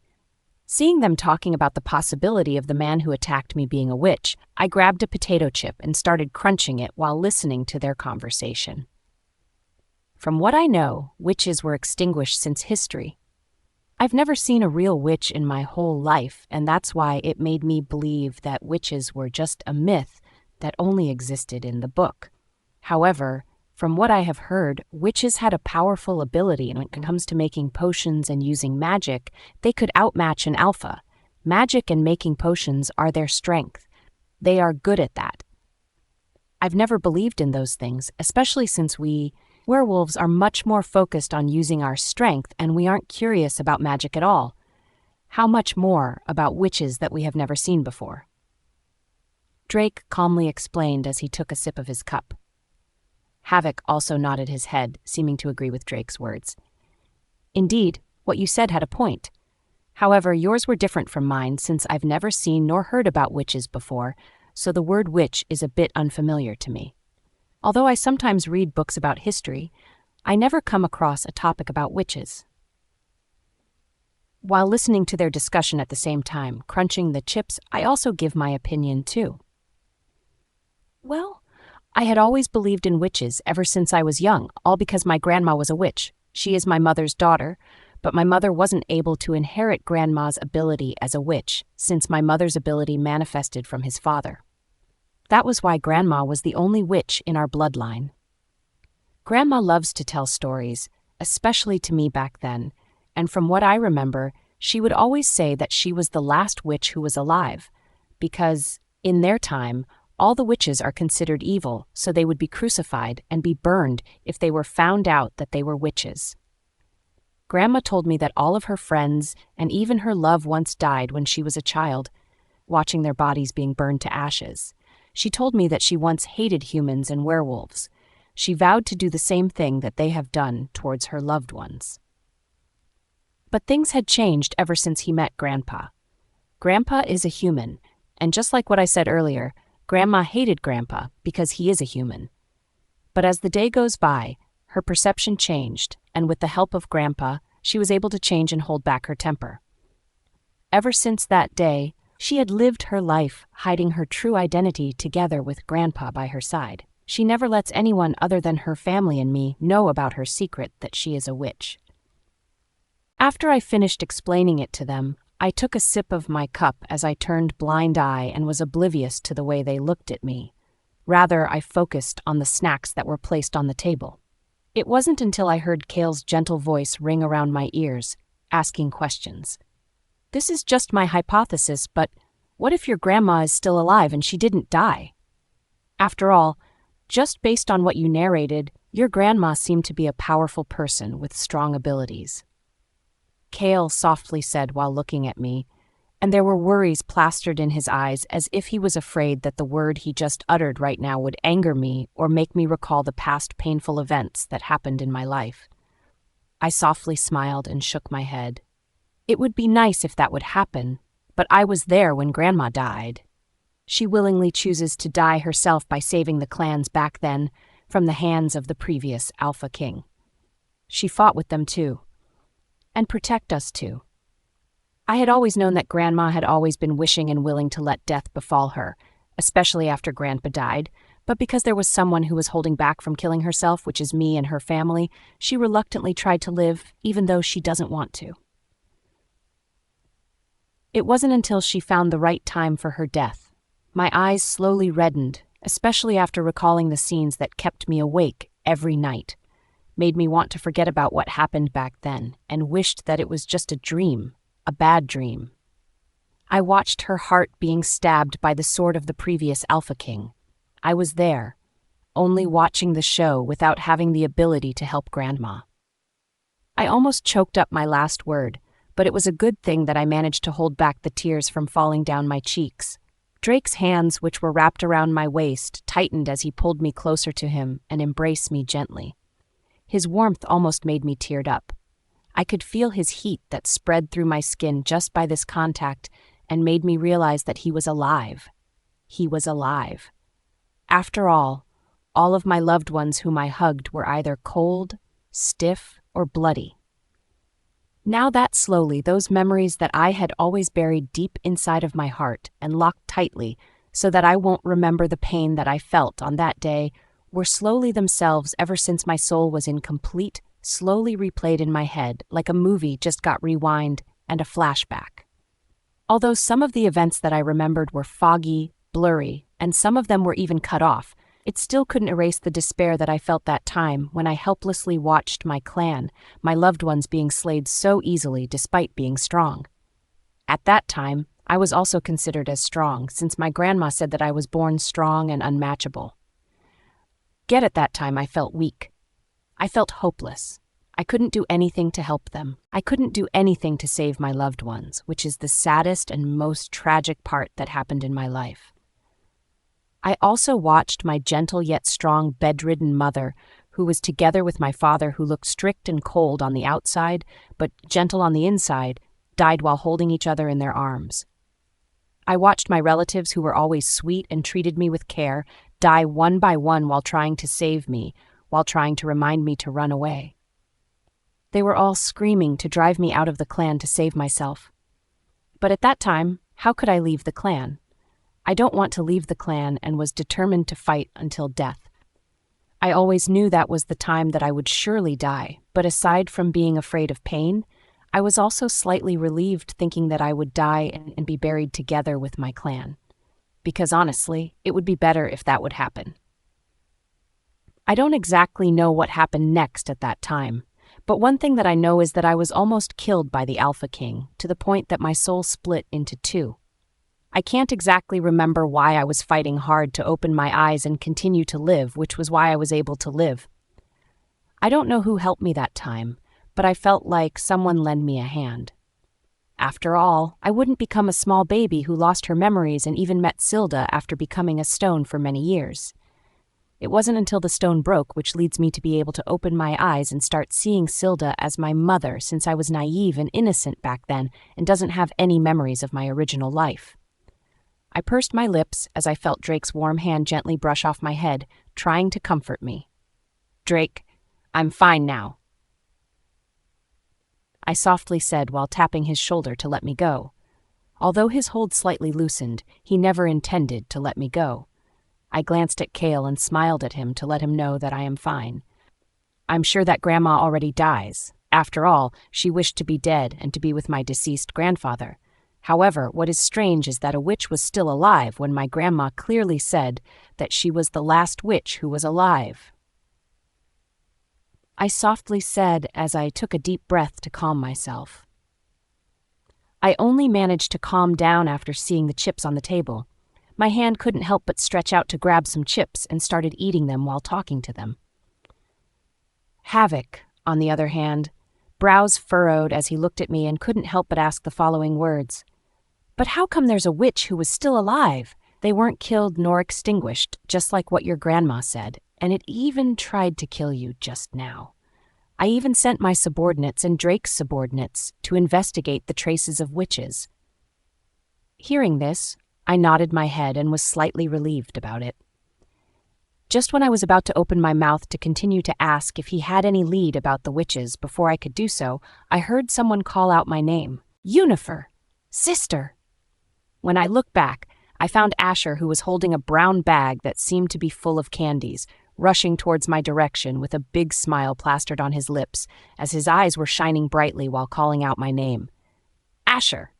My mouth curved lightly as I also rushed towards him and hugged him tightly, leaving Drake, who stared at his arms that he used to hold my waist. Asher gently put his paper bag on the ground before he hugged me tightly. I missed you. I heard that something comes up and that you were attacked by someone, he loudly said while looking at me with worry. I raised my head and glanced at Lawrence, who guiltily averted his eyes and faked his cough, Yunifer's pof. I let out a sigh as I helplessly smiled at him while rubbing his messy hair.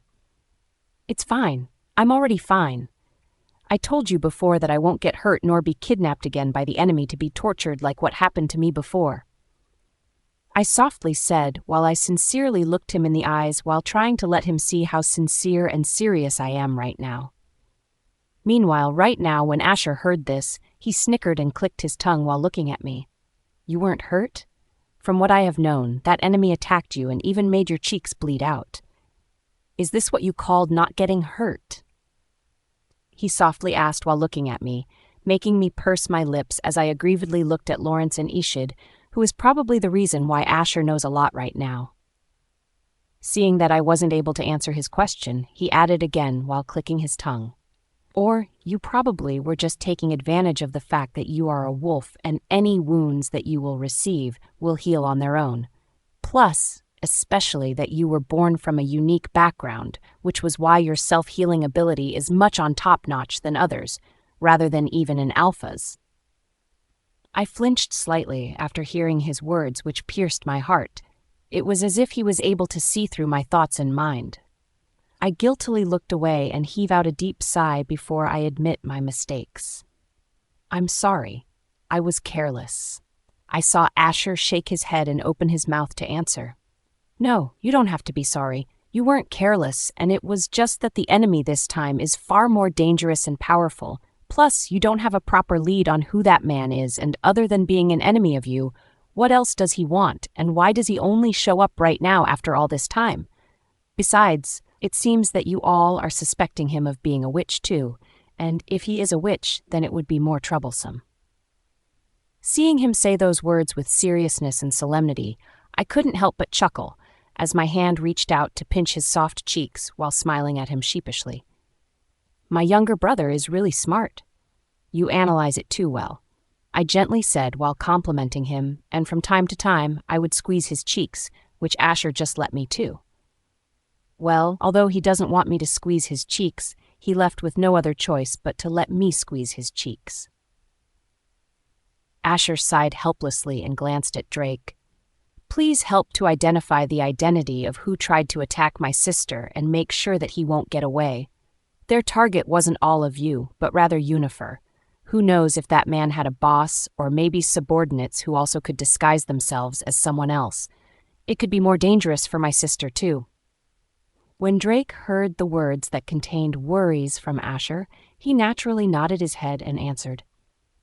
It's natural for me to do that. After all, your sister is my mate and we all loved her. We don't want something to happen to her, that's why we are also investigating that matters too.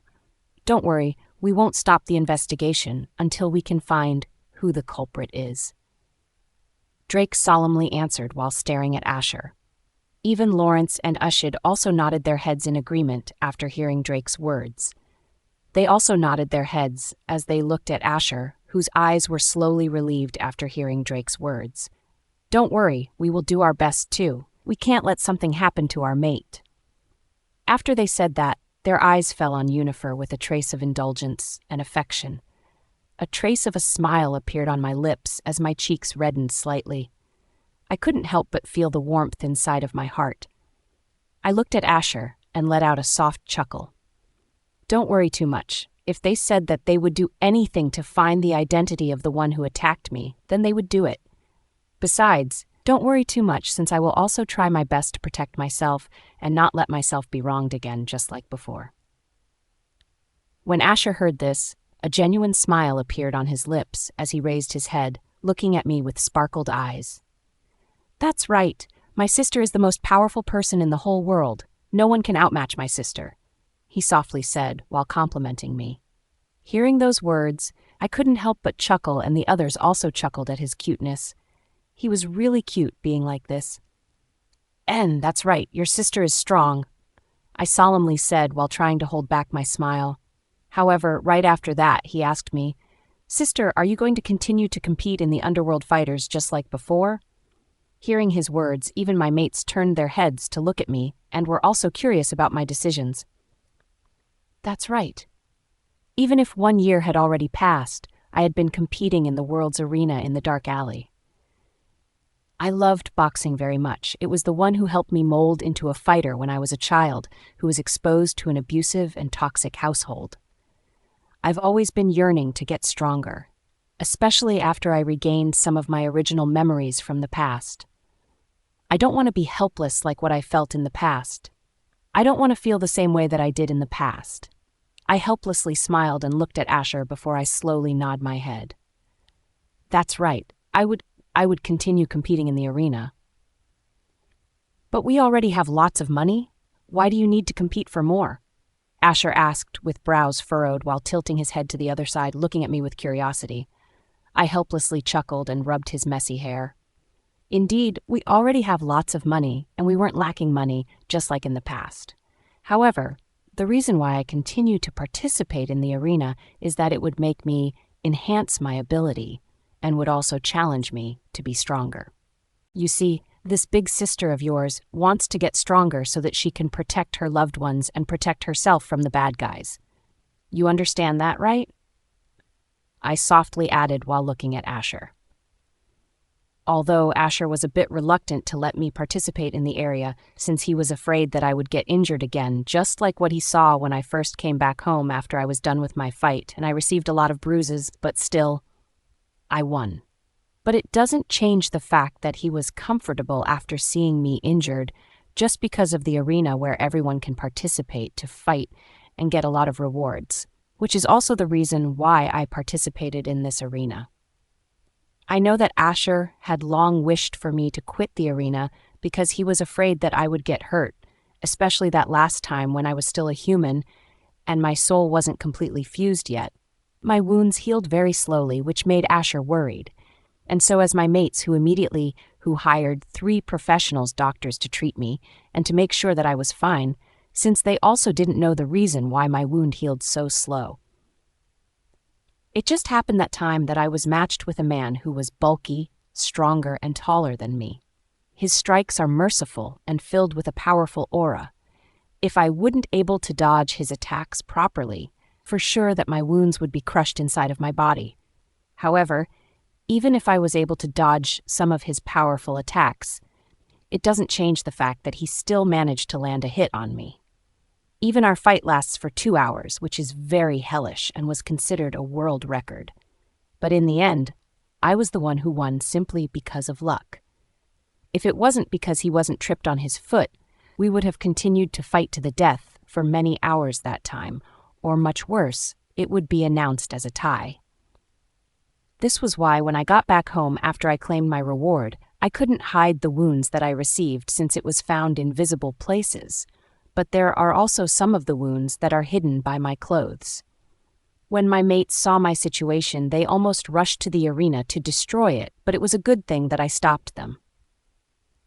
I even spent one night coaxing them, and in the morning I even coaxed Asher, who was also sulking and worried too. But even still, I still choose this profession of mine despite that it was dangerous. Despite that, it was such a pain in the ass, and there would be a possibility that I would be in pain or I would be at risk. Yet I still choose to continue boxing. Maybe it was because boxing made me realize that only those who are stronger will be the winner in the end. Or maybe it was simply because this was my childhood. If other children's childhood is about friends, love, family, or toys. But for me, it was boxing. I had been secretly learning boxing ever since Asher was born in this world, which was why I attached great importance to boxing. However, I was silent for a minute, which made Asher, Lawrence, Ishid, and Drake let out a heavy sigh before they nodded their heads. They felt helpless, and they knew that no matter what they would do, I would still choose to participate in boxing.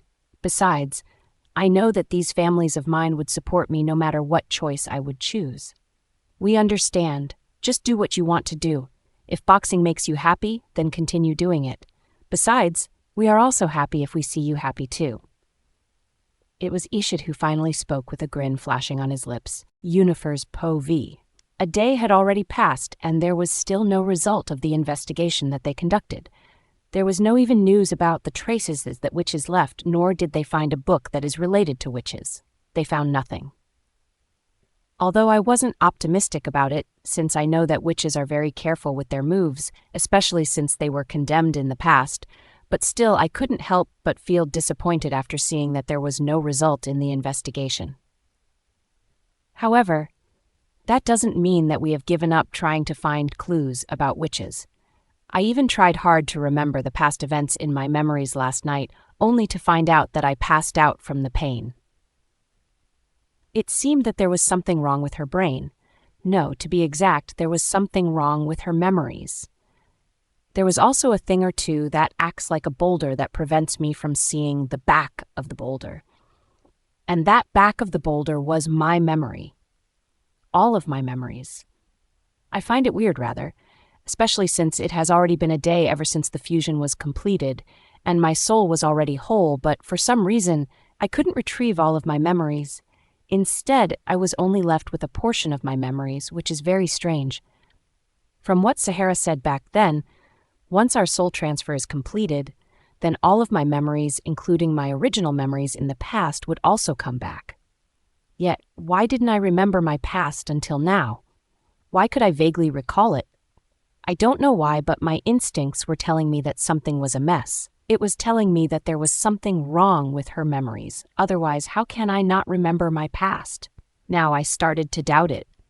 Even so, I will try later to recall the events of my past. Maybe I could get a clue if I would remember my past. There should be something special that is going on with my memories. But if that was the case, then who would dare to seal my memories? Who would dare to implant a memory or mess up my memories? I know that it shouldn't be Sahara since she is also me, and I know the real me now. She wasn't the kind of person who would seal or deliberately mess up our memories just for our enemy. She won't side with the enemy either. Besides, if she would do so, then she must have good intentions for doing that so. However, I felt that Sahara doesn't have anything to do with I messed up memories. Besides, she even reminded me to be careful of that they that she was referring to because someone was watching me, watching every one of my movements. Just thinking about that made me goosebumps. It was horrible to think that someone was watching over me. Too creepy. If it wasn't Sahara, then who is it? Suddenly, I remember the man who disguised himself as Kale to deceive me. But because he didn't succeed with his plan of deceiving me, he took out a dagger and tried to stab me with it. Is it possible that he was the culprit? The one who was behind the reason why I can't recall the memories I have in the past after the transfusion was completed? But for what reason? Why does he have to go to such lengths to seal my memories? I let out a heavy sigh as I snapped back to reality and stopped thinking about those things for now. After all, I still have to attend my class later since I'm in my second year of college now, and I don't want to neglect my studies because of these problems. I've been trying to balance my college life, family, these problems, and also the battle in the arena. I'm quite good at managing my time. When I walked inside the villa, a large villa, where every one of my mates' pack was living like a city, I found the beta who was in command of Ishid. When he saw me, he lightly bowed his head and politely talked to me as if he was bowing to an empress. Empress is a bit exaggerated with the way he acts right now. Luna, the alphas are inside the mansion along with the Alpha King. He respectfully said without looking at me and maintaining his elegance and politeness. I smiled at him with courtesy and nodded my head. Thank you for telling me, however, they weren't the ones whom I wanted to see for now. When the beta heard this, he raised his head and looked at me with pure confusion, as if his eyes were asking if I was in a cold war of the three alphas for the first time. Seeing the question in his eyes, I let out a soft chuckle as I shook my head. We weren't in a cold war. However, I want to find someone from this pack. When the beta heard that I wasn't in a cold war with the fairer alphas, he let out a sigh of relief and looked at me with a smile. Can I know who the Luna wants to find? I may be able to help you given my abilities. The beta respectfully asked, while giving me a brilliant smile. As soon as I heard this, I didn't shy away from asking him, Do you know who's the man called Knight? When the beta heard this name, he frowned at first while trying to find in his memories the man who was called Knight. It wasn't until he was able to figure out who he was trying to find. He looked at me with bright eyes, and this was the time that I know that he knew who I was talking about. Knight Vamox was in the training area. He is the instructor of the small cubs who were willing to hold a sword and fight. He was considered a great figure and was also famous for his notorious strength. May I ask why you're trying to find him? He straightforwardly asked while looking at me with a polite and smiley expression. I want to meet him, I calmly said while looking him in the eyes. Although the beta was curious about why I wanted to meet the instructor named Knight, he still can hold back his mouth from trying to ask me why I wanted to meet him. The beta respectfully nodded his head. I understand, Luna. I will lead you to the training ground. I hope you don't mind the screams and the shouts of the cubs that are filled with vigor when they put strength into every attack that they made. When I heard this, I couldn't help but smile at his consideration. I shook my head and let out a soft chuckle as I followed him. No, I won't mind. It would be great if they are lively and filled with vigor. The beta was relieved after hearing my words and confidently led me toward the training grounds. Just as I had expected, I could hear the shouts that were filled with strength and liveliness of the small wolf children that are a few meters away from the training ground. Just when we arrived at the training ground, I was slightly taken aback by the sight. There was a man who was the same height as my mates, and he was wearing a black vest paired with a sleeveless shirt exposing his strong muscles, and even if abs were visible because he was drenched with sweat. I couldn't help but chuckle when I saw some of the maidens who were sitting on the bench squealing, and their eyes were filled with admiration and adoration by looking at the instructor named Knight. They were like a fangirl who was fangirling over Knight. Then my eyes glanced at the cubs who were inside the large arena that was being taught by the instructor. I watched the children wolves who were sweating and drenched with their sweat as they raised their swords and kept slashing the air again and again. Despite that, they were drenched with their sweats, their eyes were bright and lively, and their faces were rosy. I could tell from a glance that they enjoyed what they were doing. My heart couldn't help but soften at such a scene. I saw the beta walk towards the instructor, and it happened that the instructor also stopped his activities and noticed the presence of the beta, as well as my presence. I glanced at the beta, who whispered something to the instructor, and the knight raised his head as his eyes met mine. I nodded my head as a form of greeting, which he immediately understood. I could probably guess what the beta said to the instructor knight.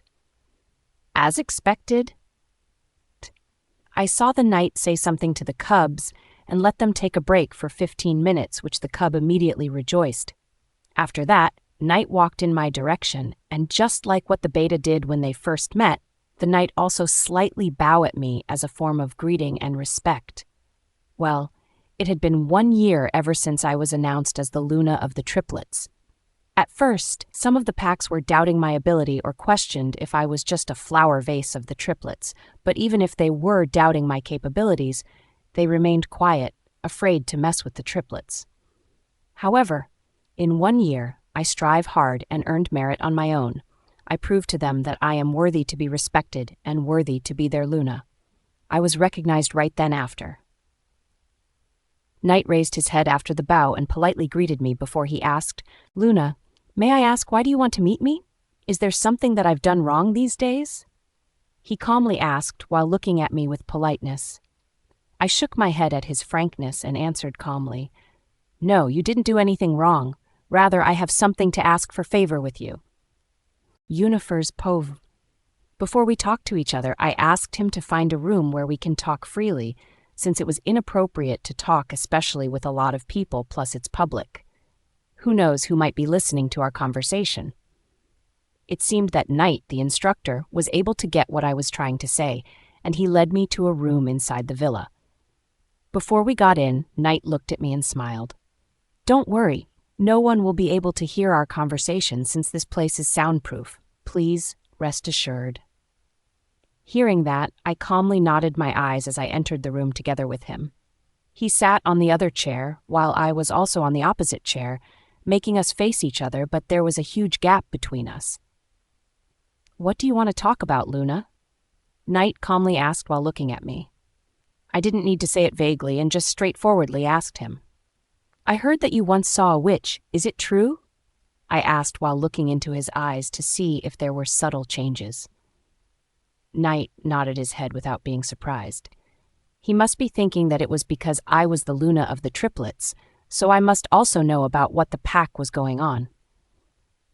Besides, this instructor named Night could already tell that I was there to talk about witches, especially since he knows that the fairer alphas were investigating the witches' matter.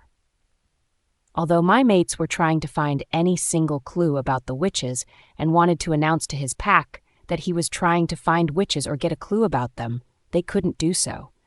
It was because they already knew that witches could disguise themselves as a member of the pack to get the information that they want, or act as a spy. While witches are a troublesome matter, that's why the triplets decided to hide it and only choose the more reliable subordinates to tell about witches and have them help with the investigation. One of the reliable and trustworthy subordinates that were chosen by the fairer alphas was Night, the instructor. Besides, the reason why I wanted to converse with him was all because of what he said back then. He admits that he saw a real witch in the past.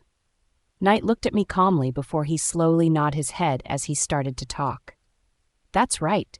I once saw a witch when I was a child. How can you be so sure that she was a witch?"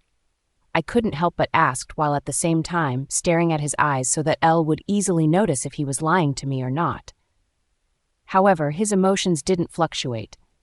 He knows that I was analyzing him if he was really telling the truth, but he just let me do it, as if he doesn't have anything to worry about because he was telling the truth.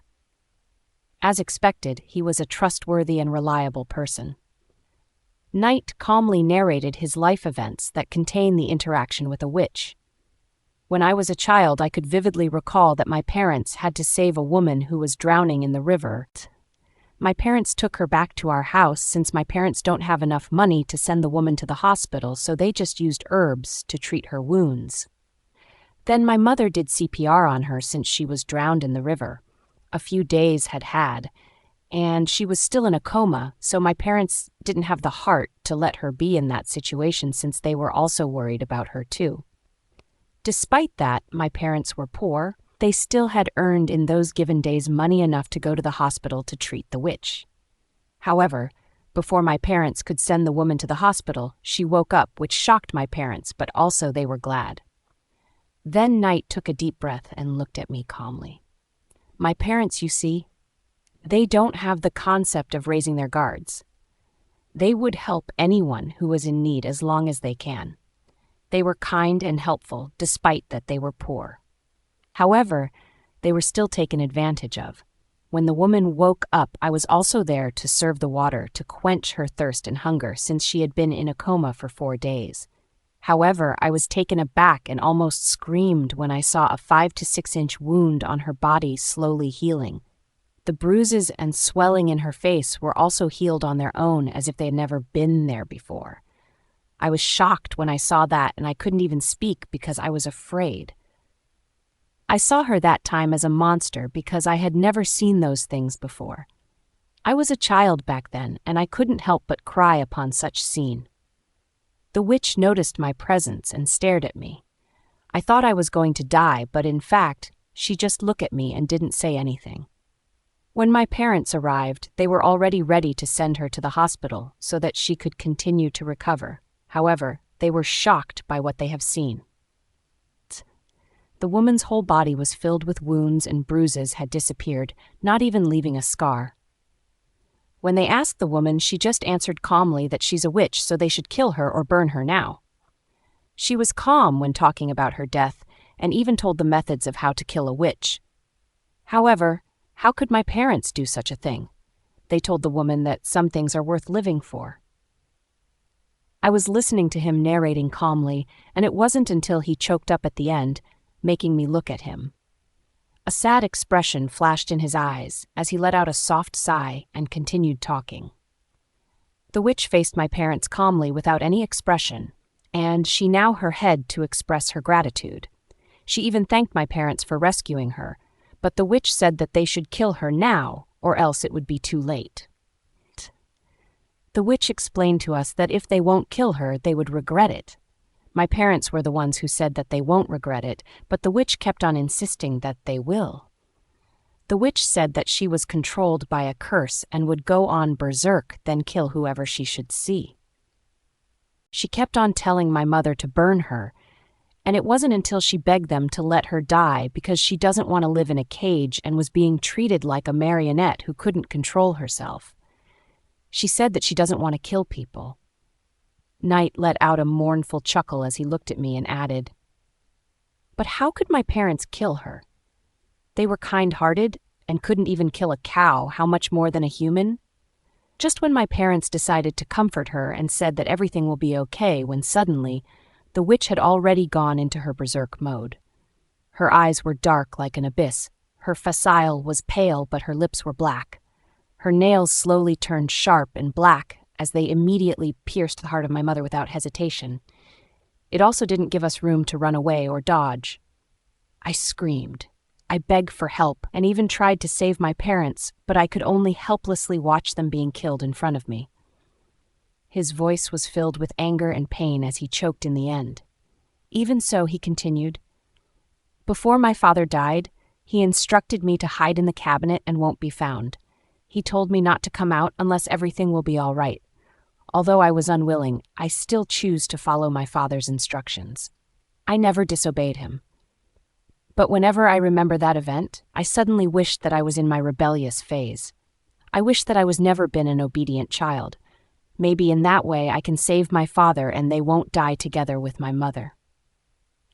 He softly said as his eyes reddened. My heart clenched just by listening to his experience with witches. I never thought it would be this deep. Just when I was about to open my mouth and apologize to him for reopening his wound, when Knight looked at me and shook his head as if he could guess what I was trying to do. "No trouble. Besides, it would also benefit me a lot, especially since you're trying to find the traces of the witches. If I remember right, the witch who killed my parents said that she lived like a marionette. In other words, there should be a mastermind behind her who was trying to control her." Knight calmly stated as he took the tea in front of him and drank it. I nodded my head and calmly analyzed his information. That's right. That witch probably wanted to be free and to get rid of her shackles, but sadly, the mastermind could guess what she was thinking and didn't let her escape. Instead, she put a curse on her that could make her berserk. Hearing this, the knight also nodded his head. He couldn't agree more about the guesses and hypotheses that I made. Although I know that witch was being controlled by the real mastermind, I won't forgive her for what she has done. Knight calmly said while his eyes were filled with anger and hatred. I nodded my head. It doesn't change the fact that she killed your parents, too. Plus, that mastermind who was behind the reasons why the witches could berserk was because of the curse. They should also deserve to be banished from this world. Knight nodded his head solemnly. That was all I could provide information about witches. Thank you. The information you provided could help us a lot. I will make sure to catch those witches who were responsible for killing innocent lives, especially the mastermind of the witches. I calmly said with seriousness in my eyes as I stood up, preparing to leave before I nod my head at him. Yunifer's POV. Before I could open the door and leave, I heard Knight calmly talk with a hint of seriousness behind his words. You should be careful in dealing with them, Luna. Witches aren't easy to mess with, and they are the most cunning being that I have ever met. They are good at lying and pretending to. It will be bad if you get hurt in the process of dealing with them. I looked back and saw Knight, looking at me calmly with sincerity flared in his eyes. I nodded my head. Don't worry, I will. Hearing that, Knight nodded his head and didn't bother anymore. After seeing that, I immediately opened the door and left the room. When I got out of the room, I jolted and looked at the familiar figure that was standing in front of the room with a bit of shock in my eyes. Lawrence, Drake, Ishid, what are you doing here? I called out their names in surprise as they have this serious look plastered on their face. And I know, for sure that these three were eating vinegar right now. Before they could ask me why I wanted to meet Knight, I moved towards their direction and hugged them one by one as I started coaxing them. Don't be jealous. I was just talking with Knight about witches. I immediately approached him after I found out that he had seen a real witch. That's why, out of curiosity, I went to meet him. That's all. I softly said while looking at them with a warm smile plastered on my lips. When they heard my words, they snorted and kissed me one by one on my lips until they were satisfied. You could have just said it to us or commanded us to meet Knight so that we will be the ones who will do it for you. After all, you were the witch's target, and for sure that they won't stop until they would get what you wanted. It's very dangerous, too. I know that you can fight and protect yourself. We don't also mean to let you stay in the mansion, but we don't want history to be repeated. Yunifer, wife, we are afraid to lose you again the same way that we almost lost you back then.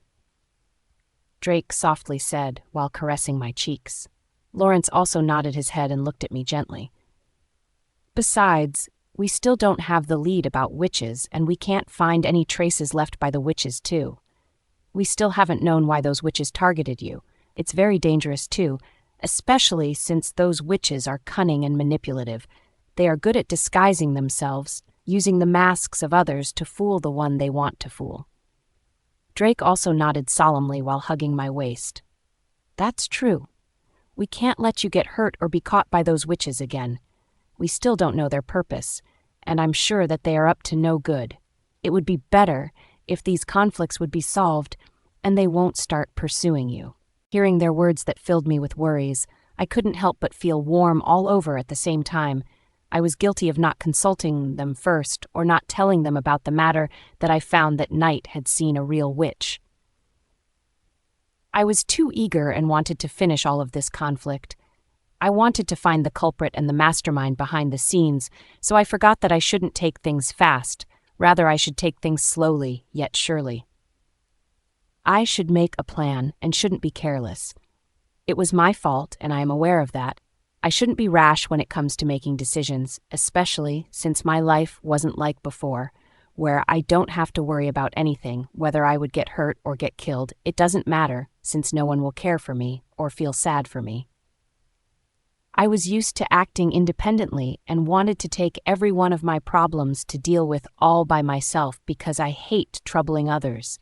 I hate it when I bother other people, but these three aren't other people. They are my family. I raised my head and looked at the three of them and nodded my head. I know. I won't be reckless in the future. I should also mind myself and the people who cared for me. I'm sorry for being reckless and didn't take things so seriously, especially about my well-being. I softly said while looking at them with guilt. Drake let out a sigh and patted my head. It's fine. I hope that there won't be next time. Also, we are your husbands too, so you can consult us if you have something you want to deal with. We are always here for you, willing to support you in anything that you want to do in the future. May it be exterminating the witches or not, we will be by your side and do it together with you." Lawrence and Ishid nodded their heads with a smile on their faces, making me smile too. Then suddenly I remembered something. By the way, I feel that something isn't quite right here. I feel that someone was messing up with my memories to prevent me from remembering my past. Now I could even hardly remember it no matter how hard I tried. I softly said while talking to them through our link while walking towards the mansion. It would be dangerous if a spy would hear our conversation. After all, those witches are good at disguising themselves. Who knows how many witches managed to step foot inside our pack? I wouldn't be surprised if that would happen. After all, one of the witches even managed to step foot at Havoc's mansion without even alerting Havoc, and also by disguising themselves to lower the guard of their target. However, my case was different because I was vigilant and sharp, plus I was still thinking about the words that Sahara left at that time, making me overthink things. That's why when Kale appeared, at first I wasn't doubting him because he looked like Kale and acted like Kale. The only thing I managed to find out was that he was fake and was an enemy who disguised himself as Kale, all because of his words. But even if I raised my guard against him, he still managed to stretch me. It means that these witches are well-trained and powerful. They must be hiding and developing their strength all those years. Just how deep is their hatred and anger for them to want to be stronger so much, to the point that they wanted to kill those who were in their way? What do they want other than me? Do they want to dominate the world and kill all of the wolves and people who killed their family, their friends, their loved ones, their ancestors, and their fellow witches? Is this because of these things? That's why they were buried with anger and wanted to take revenge? But how come they targeted me? Why me? What do they want from me? They even tried to erase the memories of my past. Does this mean that there is something in my memories that they are afraid of? That's why they targeted me and wanted to silence me to make sure. Just thinking about all of that stuff made my head hurt. I massaged my temples and let out a heavy sigh. I heard Ishid speak through MindLink with a calm voice, yet behind his words was filled with doubt. "We still don't know the reason why they were obsessed with targeting you, but from what you said, it seemed that you know a big secret or something dangerous that could either backfire them or benefit them. That's why they tried their best to make you forget about your past." But why now? They all have a lot of time to target me, especially when I was a child who was weak and helpless and even feared the so-called mother who abused a child. Why didn't they kill me or attack me when my guard was lowered and when I was weak? They could easily do that to get rid of me so that either their secrets would be sealed or something that they don't want the world to know would remain buried underground. I calmly said while letting out a helpless sigh. Hearing this, I saw their eyes darken for a second, then it all replaced with softness and affection when looking at me. It's already a blessing that they didn't make a move on your, especially when you were a child. Otherwise, we won't experience what happiness and love truly are. We just continue to hide our true selves behind our masks and be more cunning and manipulative people than any other beings met. After all, before we met you, we already have a blackened heart. It was Lawrence's voice that was overwhelmed with affection and gentleness. There was even a trace of warmth plastered on his face, much even warmer than before. Drake and Ishid didn't say anything, but their face was traced with affection and adoration. They just hummed at Lawrence's words, seemingly to be agreeing to Lawrence's words. Hearing this, a wave of heat rushed up like a tsunami that flashed on my cheeks. I didn't even notice that my lips were curled up, and there was a galaxy flashed in my eyes when looking at them. I let out a soft chuckle as I kissed them one by one on their lips, making them chuckle as they held me towards the mansion where they lived. Just when we were about to continue our lovey-dovey moments, when suddenly a shadow guard appeared in front of us and bowed their head at the fairer alphas. The shadow guard didn't lift their head until the Alpha King told them to do so. "You may rise." Drake coldly said while looking at them. Then he added, "Report." It was then that the shadow guard raised his head and emotionlessly report his findings like a robot. "We've found 10 humans and 10 werewolves whose hearts were ripped off as their corpses turned pale and violet and their blood was drained." Yunifer's povey. I looked at the shadow guard with widened eyes. I'm not sure if I heard it clearly or what, but I can't believe it, especially that Drake made the shadow guard repeat his words, which made me take aback. How could 20 bodies be cruelly and brutally killed? Not just an ordinary work of a being, but it might be the work of witches. From what the shadow guard said, he stated that 10 of the bodies belonged to a human being, while the other 10 of them were werewolves. Their hearts were taken out and their blood sucked like a vampire, but I know that these methods are the work of the witches. I don't know what they are up to this time, but it wouldn't be good. If this would keep up, it would cause worries, anxieties, and doubt in each other, especially if they know that this was all work of the witches. Plus, if they know that witches can disguise themselves as the person that they knew they approached the other beings and pretended to be someone else.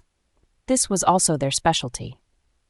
If this would come out, it could raise awareness and panic each other. They would also start doubting their friends, family, acquaintances, or strangers, thinking if they are witches or not. My eyes sharply narrowed, as I couldn't help but clench my jaw. Anger started to boil inside my heart after I found out the good reason why they killed those 20 beings. It seemed that Drake and the twins noticed the changes in my aura, so they looked at me with worry. I also looked at them and heavily expressed my understanding of why those witches killed innocent people. Those witches wanted to stir up trouble. They wanted the people to panic and realize that the witches were back. They wanted to let the whole world know that they would kill those who are in their way. Plus, if the people would be anxious and feared them, they would also start to investigate the witches, how they could kill them, and what their strengths are so that they can be aware. If the people would know that their skills in disguising are top-notch, to the point that you can't pinpoint that the one you are talking with is a witch, they would be in a panic. They would raise their guards and would start to be alert of other people, thinking that they are witches in disguise. If that would happen, it would be a great disaster, especially if they would start killing each other just because they suspected that person is a witch. If all of what I said would happen, the true witches who were responsible for all of the distraught they caused for sure would be watching the play with interest and laughing at how foolish and easy to fool a being. What they wanted is to cause trouble for the beings, and they would hide and disguise themselves to do so. What they wanted is for the beings to kill each other unconsciously, out of selfishness, greed, anger, pain, anxiety, sorrow, and misidentification. That's what they wanted to do behind the back. That's why they dared to do such a thing, to make the people be alerted. After all, the curiosity of a being is on a top-notch level. They won't stop to know something unless they find out what causes certain things that make it like that.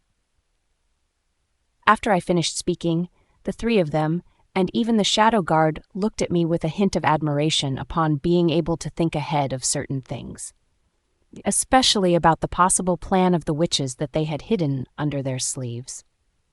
Drake was the first one to come out from his imagination and looked at me as he nodded his head, agreeing with my words.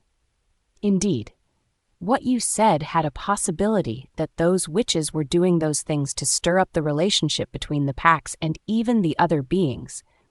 By doing that, it would be easy for the witches to lay down and win without lifting their fingers, and would just watch those beings whom they fooled fight each other until they died. Isn't it what they wanted to do? Even Lawrence and Ishid also thought of it that way. After all, those witches are cunning, and they even tried to disguise themselves to attack their target. One of the biggest examples of these is I. I let out a sigh and glanced at the shadow guard, who remained quiet, yet his eyes were agreeing with what we discussed. "Can you take us to the place where the corpse were found?" I softly asked, while looking at him. The shadow guard politely bowed his head and answered, "Please follow me. I will show you the way." After he said that, he disappeared. More like he used his strength to run faster. Of course, we, werewolves, had great vision. We are strong and also could run faster, so we chased after the shadow guard who was showing us the way. When we arrived at the place where the shadow guard found the body, I couldn't help but survey the surroundings. The place was near the forest and behind the mountains. It had a stream of the river that is flowing away in a straight line. Here. They are hidden here. I didn't move their body. Hearing the shadow guard's words, we glanced at the place that he pointed with his finger. My eyes couldn't help but widen, and suddenly everything surrounding me turned dark. "What are you doing, Ishid?" I helplessly asked when I felt his strong yet warm hand cover my eyes. "There's no worth seeing those things, and it's not a good sight. I'm afraid that you will be disgusted upon seeing it." Ishid calmly said while he didn't remove his hand that covered my eyes. "No, I want to see it." I calmly answered while I tried to take off his hand that covered my eyes, preventing me from seeing the corpse in front of me. Seeing that I was being stubborn and left no room for me to be obedient, Ishid helplessly sighed and retracted his hands. After Ishid's hand that covered my eyes was gone, my eyes glanced at the corpse again, and I couldn't even maintain my calm expression. I felt like I wanted to puke after seeing it, and my stomach curled up. When Drake saw me in this state, he helplessly said, "Ishid already warned you about this." "I know, but I wanted to see," I said while sighing. Then after a while, I saw Lawrence handing me something which made me glance at it. It was a strawberry lollipop. I looked at him, who was gently looking at me, and then I glanced at the lollipop again before I accept it. "Thank you," I politely said, and unwrapped the lollipop before I put it in my mouth. Lawrence chuckled and rubbed my head. "Why so polite? The husband must make their wife comfortable." Hearing his words, I couldn't help but chuckle. I suddenly felt okay upon hearing his words. Then again, I glanced at the corpse again and endured the discomfort that I felt upon seeing such a horrible scene in front of me. 20 corpses were just carelessly thrown out. Their faces were disfigured and were hard to find out their identity. Their body was thin like old man, and all of their body had wrinkled. Although there is still fresh in their body, clearly telling that it was still fresh, and they haven't been killed for more than a week, there were no signs of blood left on their body. Even their chest had a hole, and their heart was ripped out. They were just carelessly placed together like a garbage dump. We couldn't even go near them because it smells. Werewolves had a keen smell, and going further would make us pass out just by their smell. That's why we just stand a bit further away from them. But even if we are further away, we can still smell a few of their rotten corpses. I even wanted to vomit upon seeing those maggots that was swirling in their body. It was undeniably disgusting to look at. I gritted my teeth and endured nausea, then tried to use my sharp eyes to see if there were traces of evidence left by the witches who did this horrible thing. Wait, I noticed that the ones who they all killed were women. It was Drake who noticed the details, making us pay more attention to their body. Although it doesn't look good to look at, I endured nausea and looked closely at their bodies. My eyebrow couldn't help but furrow upon seeing that it was a woman's body. There were even almost 8 girls were among those who were killed by the witches. Although their faces were hard to identify, their body was easy to tell if they were a woman or not. However, all of them are females. Rage surged in my body as I could feel my blood boiling upon seeing such things. At first, I had always thought that witches are cool because they are strong and had supernatural abilities that could match with werewolves. I looked up to them in the past, especially since I adored my grandma in the past. My grandma was a witch, and she was a very kind and loving grandma who took care of me. That's why my views about witches are different from the others, because I was raised by a witch, despite being a werewolf. However, after all the things that I saw, my views against witches started to change. The only kind of witch that I always look up to is only my grandma. All of the witches right now are considered to be my enemy. Since they see me as an enemy and wanted to silence me that much, isn't it fair for me to view them as my enemy too? I gnashed my teeth in anger as I clenched my fist and solemnly swore, "I'll take them down. I'll kill them." Third person Pove. Amid the night, there was someone who was dressed in dark clothes and had no emotion plastered on her lips while looking down at the being who was punished. I've already told you many times to be careful of your actions, yet you're telling me that you just discarded corpses of your target and didn't even bother to hide or burn them? Its voice was heavy and cold while glaring at the subordinate. Before the subordinate could raise his head and beg for mercy, he was immediately burned on his spot, making the other, who was watching the process with cold eyes. Their eyes dimmed as they clenched their fist while looking at the witch who burnt the subordinate. We will make sure to give you the best results. We will stir up trouble in the humans' and werewolves' place. It was the one witch who was taller and broader, yet she was a female who had a cold and seemed to have more strength hidden in her muscles. She even looked like someone who would take the initiative to lead the witch whenever the original witch leader wasn't there. When the witch leader heard this, it slowly opened its eyes and glanced at the female witch with a smile. Then you take care of them and also burn the evidence left by that fool fellow of yours, who doesn't know what care is. Who knows, those smart and brainy werewolves have discovered our traces and existence. The witch leader snorted in dissatisfaction as its eyes slowly turned dark as an abyss out of anger.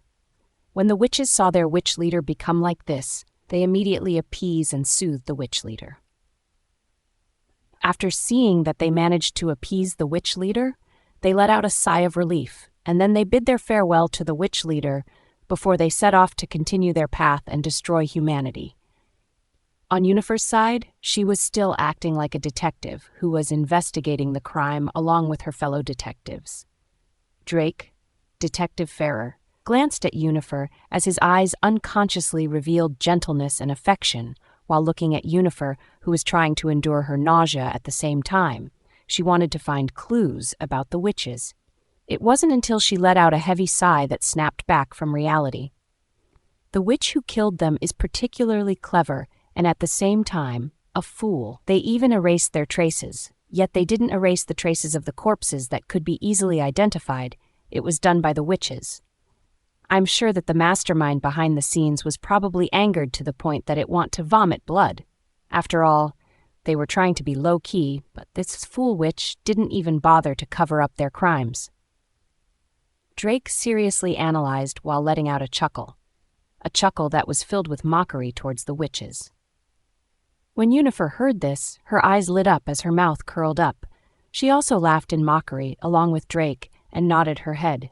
That's right! We should take a picture of these as a piece of evidence, especially since we can't bring back these corpses since they were already rotten and filled with maggots.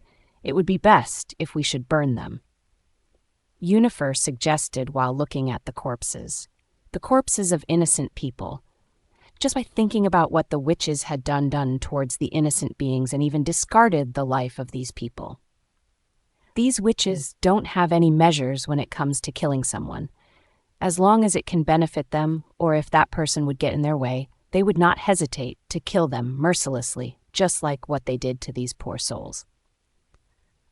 The witches probably think that they should need to kill 20 of the maiden from each pack or town and use them as their stepping stones.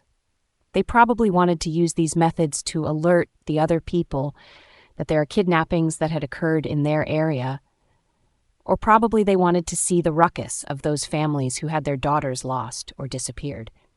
Their goal probably wanted to use these kinds of methods to create trouble. If the people were preoccupied with the event that their daughter disappeared, or that maybe some of the villages know about it and would also be worried that their daughter would disappear too, just like the other maidens. In that way, they can easily get inside the village and enter the territory. Much worse, the reason why they did those heinous things to those 20 maidens was that they wanted to disguise themselves as those maidens to find information, gather information, and slowly make their target lower their guards. They wanted to use their faces, their backgrounds, their names, and information to get inside the territory. In that way, they could work openly. Plus, no one would hardly suspect them if they would ask some things, especially if they are in women's clothing. What's more, they disguise themselves as a woman, which made it more convenient for them to move rather than using a man's identity. A hateful gaze appeared on Yunifer's face that can't be hidden. Her eyes were like blades whenever she would mention witches in her head. Except for her grandma, she hated all kinds of witches in this world and wanted to take them down to let them pay for the things that they have done, especially to these innocent and poor souls. Seeing that their mood of Yunifer continues to get down, Lawrence, Ishid, and Drake looked at each other, and they nodded their head at each other, communicating through their eyes. Lawrence, who had a holy aura to begin with, put a gentle smile on his face as his hand taught out and patted Yunifer's head, making Yunifer raise her head and looked at her with grievances which made them feel distressed upon seeing her this way. "Let's burn them, okay, and pray for their next life that they will have a good life," Lawrence softly said, making Yunifer purse her lips and nodded her head. Ishid also softly patted Yunifer's shoulder as he added, "I think we should let the family of these 20 young maidens know about what happened to their daughters, so that in that way they would know even though it hurts. They deserve to know about what happened to their daughters, no matter how hard it is for them to bear." Drake also nodded his head and agreed with Ishid's words. "That's right. It would be better that way so that they can also be alerted if those witches would dare to pretend to be their daughters, get their heart and trust, and use it to gather the information that they wanted. We can't let them succeed like that and let these 20 young maidens who are supposed to have a bright future be wronged." When Yunifer heard this, she immediately nodded her head, and her face was filled with resolute determination to tell the family of these 20 innocent young maidens who died in the hands of those loathsome witches who are wicked and cunning, who can mercilessly kill someone for the sake of their benefit without guilt. It would be better that way. However, we should burn their body first because who knows, those witches would come back to check on their body. Wait. Yunifer seemed to realize something and glanced at the three of them before she smiled. "Let's not burn their corpse and let it stay here." Hearing this, Ishid's brows furrowed as he tilted his head to the other side, looking confused about why Yunifer changed her mind. Before Ishid could ask, it was Drake who figured out what Yunifer was trying to do, and was the one who explained it calmly. That would be a great idea. For sure that those witches would come back to erase their traces, especially after they found out that their fellow witches didn't destroy the corpse. Besides, if we don't burn the corpse and let it remain here the same as before, it won't arouse suspicion from the witches and they won't think that we come here. Even if we did, they won't necessarily think that it's us, since we masked our presence and even deliberately erase our traces. Yunifer's eyes lit up as she looked at Drake and nodded her head. "That's right. Let's hurry now, or else we might be seen by them. We should also contact the family of these 20 young maidens and told them about what happened to their daughter. We should also warn them about the witches too, so that they won't easily be fooled by them." Lawrence also nodded his head. "Plus, if they won't believe us, we have evidence." After he said that, he took out his phone that he used to capture every single detail of the corpse earlier. Whenever Yunifer recalled the scene where Lawrence, who became a photographer, still had a gentle smile despite that he was exposure to the rotten smell of the corpse, yet he still endured and took a picture of the corpse without leaving even a single peek of details, Yunifer couldn't help but chuckle. He wanted to live up to his nickname as Holy Father, despite that his eyes looked like they wanted to give up from taking a picture of the corpse. Yunifer looked at him with sympathy. Lawrence, who could guess what she was thinking, couldn't help but chuckle as he pinched her nose. "Let's go now," Lawrence softly said with a smile, making them nod their head. Before they went to the places where the young maiden's family live, they glanced at the shadow guard who was standing still and remained like a statue. If they aren't mistaken, this shadow guard had been standing in the same spot without making it for almost half an hour. The shadow guard only moved when he felt that they have done discussing. He looked at them and politely bowed his head and asked, "I'll lead you to the family of the victims." Drake nodded his head. "N, you lead the way." After he said that, The shadow guard immediately moved and left the place without leaving any traces behind, while the three of the alphas, along with Aluna, were also catching up on him. They were also the same as him. They didn't leave any traces behind, for fear that those witches would notice them. Third person, Pov. When the witches arrived at the place where their fellow subordinates were punished to death behind the mountains and near the clear river, their eyes glanced at the corpses that emitted the smell, making their noses wrinkled as I covered their noses with their mouths. It's disgusting no matter how much you look at it. It was a woman who had long, wavy hair, said while staring at the corpse. Another fellow witch nodded their head in agreement. Let's not continue to discuss this.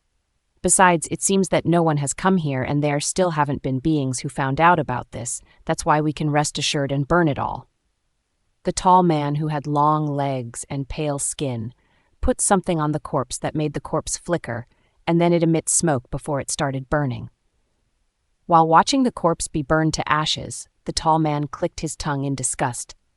Ryle is careless. It was a good thing that no one was able to find out about these corpses, or else we would not be able to take the identity of these maidens and use their identity to get inside the territory to gather information. He's a failure. The woman who had long, wavy hair rolled her eyes. No matter how much you roast him for being a piece of a trace, it doesn't change the fact that he's already dead. One of the short women who was eating a lollipop also spoke coldly. Can you stop fighting about those? Besides, we should also start disguising ourselves as these disgusting poor young maidens so that we can get what we want. It won't be best if we would anger the witch leader again. You see, she almost... At the end of her sentence, she let out a heavy sigh and didn't plan to continue her words, but even so, the witches who were present with them right now could understand what she was going to say. But they didn't say anything about it, and just like the short woman, they just let out a heavy sigh and decided to cut off that topic. Just when they were about to leave and start to take out their spell, when suddenly, the tall woman who was supposed to be their temporary leader for now jolted and her eyes suddenly narrowed, and her face became serious. Even the other witches noticed the changes in her aura, making them stop moving as they all looked at her with confusion, as if they were waiting for their temporary leader to speak. It wasn't until their temporary leader let out a mocking laugh that her eyes became even more dangerous. "Someone come here," she coldly said with an evil grin plastered on her lips, and she emits such a strong, murderous aura. One of the witches' brows furrowed as she tried to feel the presence of nature to see if someone came here, but she didn't feel anything, nor there was something strange left in this place, making her face wrinkled. "You know that I am not doubting your words, but how come I couldn't feel any of their presence if someone comes here?" The witch, who had been wearing glasses, asked while looking at their temporary leader. The tall woman, their temporary leader, let out a chuckle that was filled with mockery and anger. Did they think that I am a fool and can't sense that they come here and deliberately erase their traces? Foolish. Those people who found out about these corpses probably are strong beings, especially since they have such an ability to erase their traces carefully, to the point that even a witch, who is proficient in this area, almost didn't notice about this. Hearing what their temporary leader said, their eyes shook as they were filled with fear. What should we do now? If the witch leader finds out that we fail and that someone else managed to see these corpses, for sure that she would be angered. I don't want to become ashes. One of the witches softly uttered as tears brimmed her eyes and her shoulder was shaking. Seeing her that way, even the other witches who were pretending to be tougher became soft as their bodies also shook from fear. They don't fear anyone other than the witch leader, to one whom they see as their god, their lord. The temporary leader looked at them coldly. Then she let out a sigh and spoke coldly. "Stop being fussy. You won't be burned by the witch leader, since the one who did this thing and who was careless wasn't us, but rather Ryle, who already turned ashes.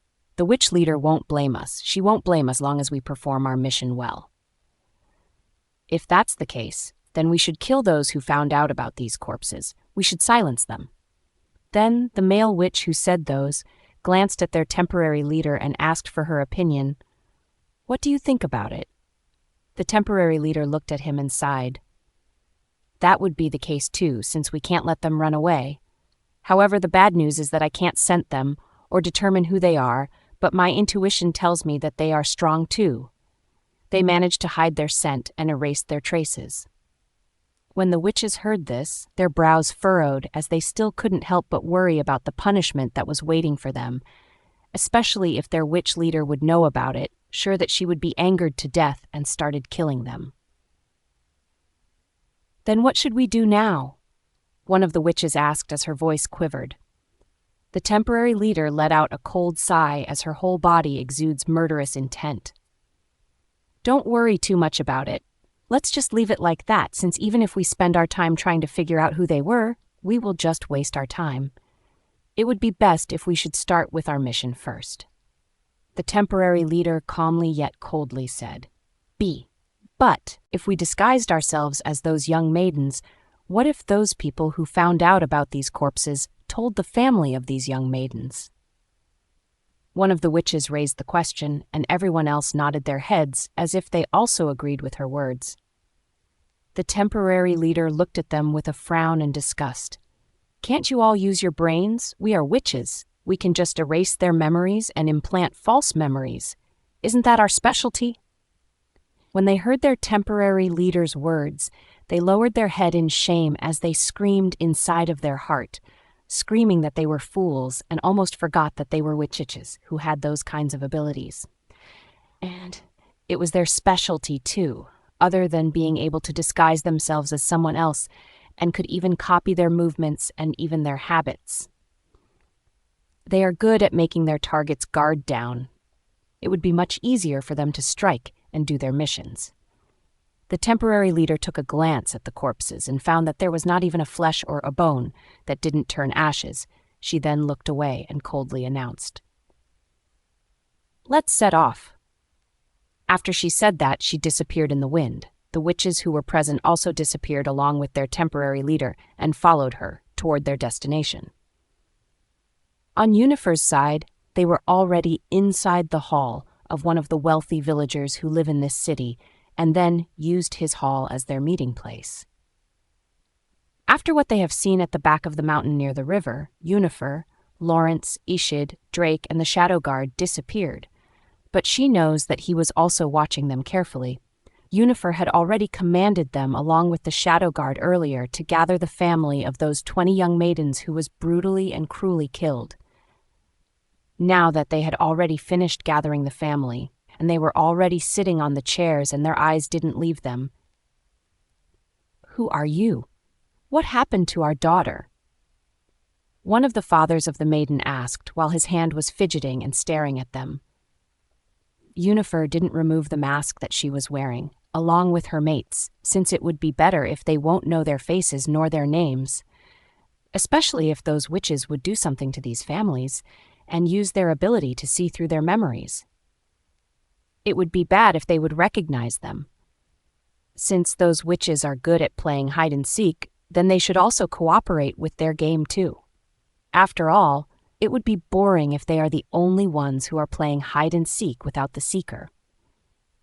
Yunifer didn't plan to keep playing with them using her words, rather she wanted to tell them straightforwardly.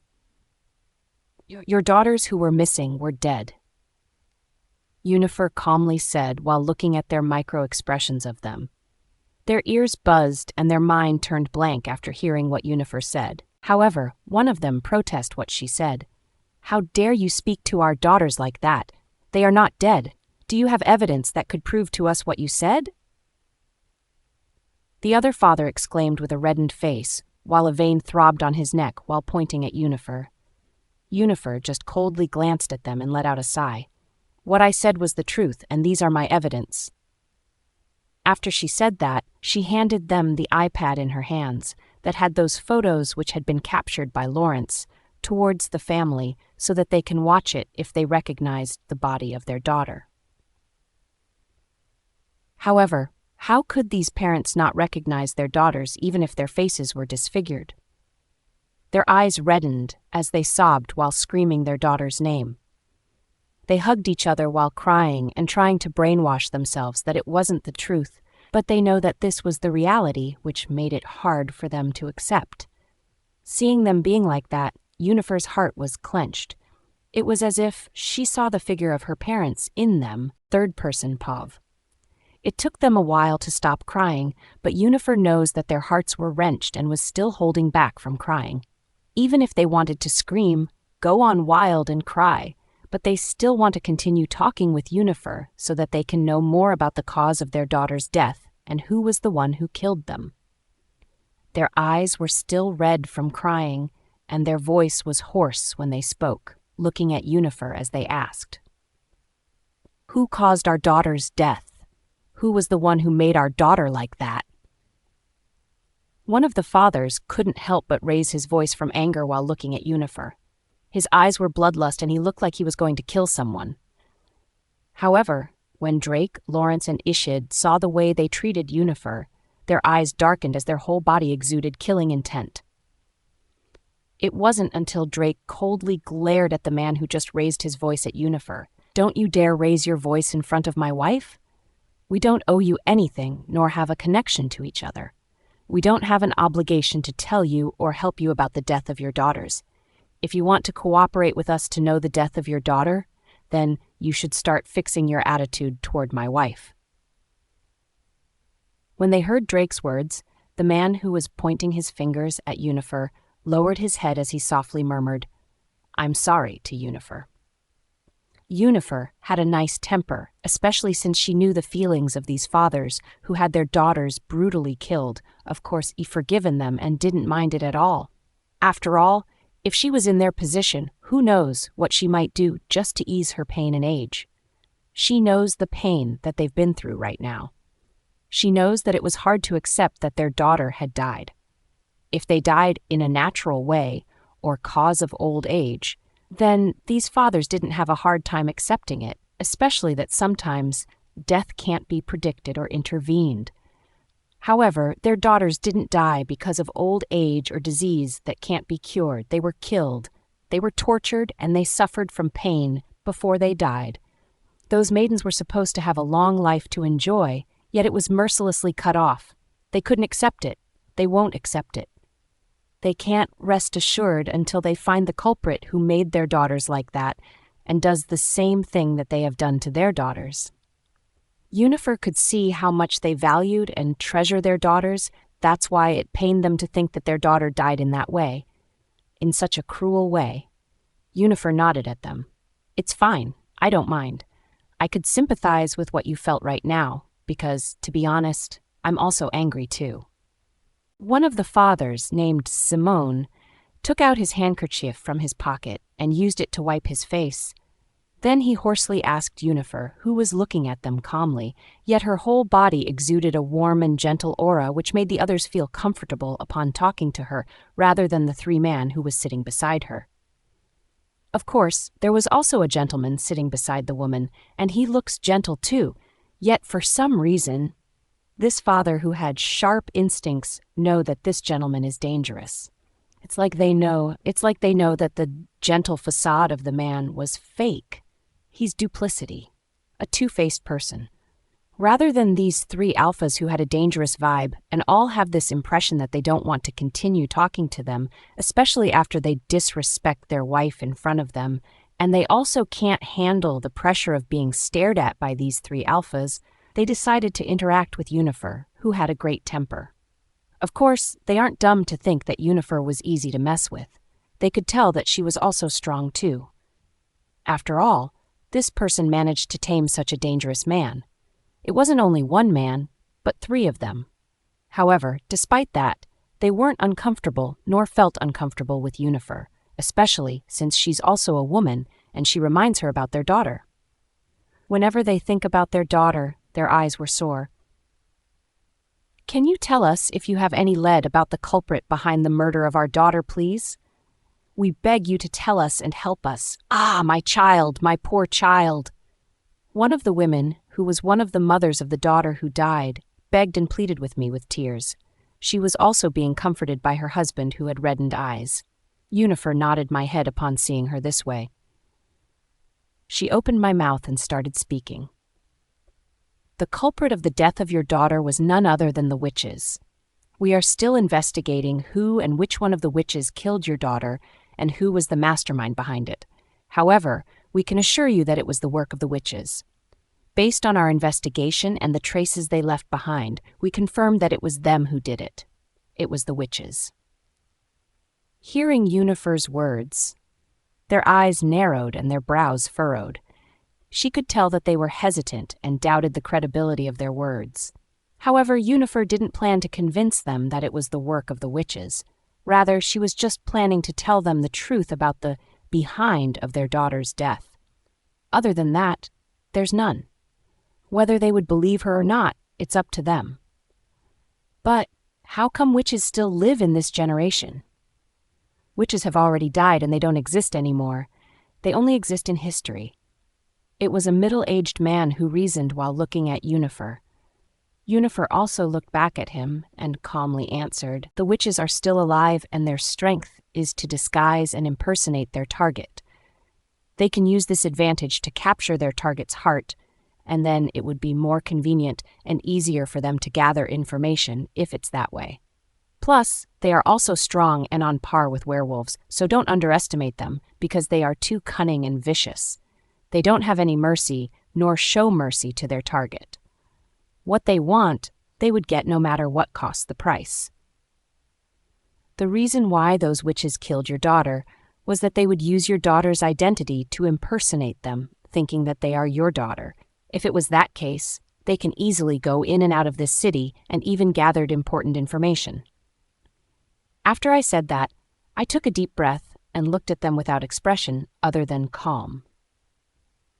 It was up to them if they would choose to believe my words because honestly, I'm sure that they would also be having a hard time accepting the fact that witches are still alive in this generation, and the fact that it was the witches who killed their precious daughter. More importantly, they haven't seen real witches in real life, and they only got to know them in history books. Suddenly, a woman who was more courageous and boldly asked Yunifer, "Can you prove to us that you are not a witch who was trying to gain our attention?" Hearing her words, the other parents who were present raised their heads and looked at Yunifer with curiosity. Seeing them staring at her from head to toe, trying to figure out if she was acting or was the real witch who wanted to get their heart and trust, made Yunifer almost laugh, but she held back. When she saw that Ishid was about to stand up to rush towards the human woman who just asked those words, she immediately held up his wrist, trying to stop him from causing troubles. Ishid looked at her with grievance and pursed his lips before he sat back on the chair again while pouting. Yunifer helplessly patted his hair before she looked at the person who wanted to make sure that she was not a witch. "I'm a werewolf. I can't be a witch. However, if you don't plan to believe my words, then it's all up to you. I won't spare efforts nor my time to convince you about the witches. Now that my mission had already been completed, then there was no need for me to make our conversation longer. We are also busy and have a lot to do, but even so, we specifically come here to bring you the news and also warn you about the witches."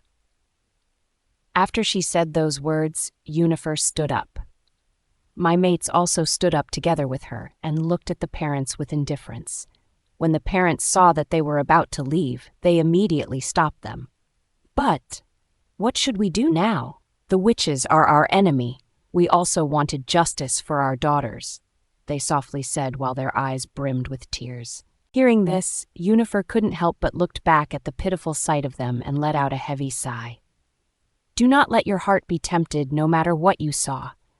Do not let yourself indulge in illusion, and also, don't let your guard down. Those witches who killed your daughter, probably they would show up in front of you, looking like your daughters, but they are not.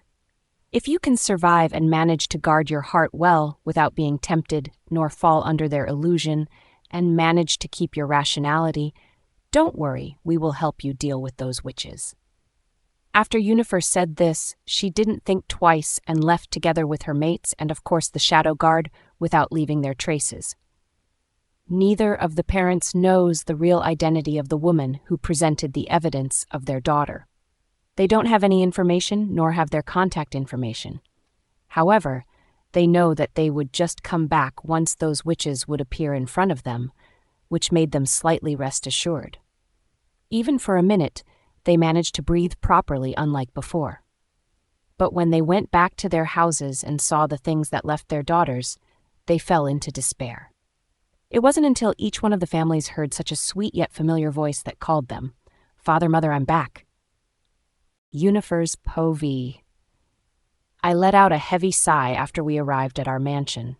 I still couldn't help but think about those poor maidens and also how their parents cried because of them. It's a pity that I couldn't do anything to save those maidens, since it was too late and those witches moved too fast, especially these days. Who knows what would happen if they aren't careful about their moves? For sure that those witches would kill again to disguise themselves. Whenever I remembered Kale, and remember that there was also who disguised themselves as Kale, I couldn't help but let out a sigh of relief, especially that Kale didn't kill Kale just to impersonate him and disguise himself as the real Kale. Well, those witches probably won't do it, especially because although Kale looked weak, the person behind him, who was always protecting him, is a strong, a dangerous alpha. I took a glance at Lawrence, who was signing some documents, and he looks very busy now. However, after sensing my stares, a soft smile appeared on his lips as he looked at me. "What is it, my dear?" he softly asked, making my heart tremble. I cleared my throat and faked my cough before I answered him. I think it would be better to make the information about the witches public so that they would also take precautions too. It would be bad if they would just disappear in thin air without knowing that they would die cruelly and brutally in the hands of the witches. When he heard my words, he stopped signing his documents and thought throughout about what I said. After a while, he stood up, and before he left, he looked at me with a smile plastered on his lips. "I will tell Ishid and Drake about your idea, okay? I think your opinion is good, especially since these witches had no sense of measure, and they are extreme, especially if they wanted to get what they wanted. Who knows who would die next when they managed to kill 20 beings in a day?" Lawrence softly considered as he walked towards my direction and pinched my cheeks. I raised my head and smiled at him. "Okay, I'll just stay here for a while. I'm a little bit tired these days." Lawrence nodded his head and patted my head. Take a rest here." After that, I watched Lawrence leave the office before I lay down on the sofa again, while I closed my eyes trying to think about those matters, especially the family of those 20 young maidens. Although I already warned them to be careful about the witches, and if they would see their daughters again, it means that they are not their daughters, but rather they are the witches who were in disguise. I carefully warned them about the witches, but I still couldn't help but worry a little. Although it was up to them to save themselves, especially if they won't indulge in the fantasy created by the illusion about how their dead daughter came back, or that they would just think that their daughter didn't die in the first place, and that they would think that I was the one who was lying despite the evidence I have provided proving that their daughter was dead. After all, it wouldn't be easy for them to accept that their daughter was dead. They would just rather fall into the illusions and savor every moment. However, it wouldn't be good for them to fall into the illusions created by those witches. Those witches are cunning, vicious, and manipulative beings. Who knows what they would do to the family of those young maidens that they have killed for only one reason? That is for the disguise. I pursed my lips as I massaged my temple. Although I feel tired and my eyelids felt heavy, I still couldn't sleep properly, especially when I think about the families of the victims. I let out a heavy sigh and was about to force myself to fall asleep when suddenly I heard my phone ring, making me open my eyes, and even my drowsiness disappeared. I let out a heavy sigh and took out my phone that kept on vibrating while at the same time ringing on top of the table. When I took a look at the caller, I found that it was Teacher Wren, who was a homeroom teacher of Asher. Without thinking too much, I pressed the green button and spoke politely.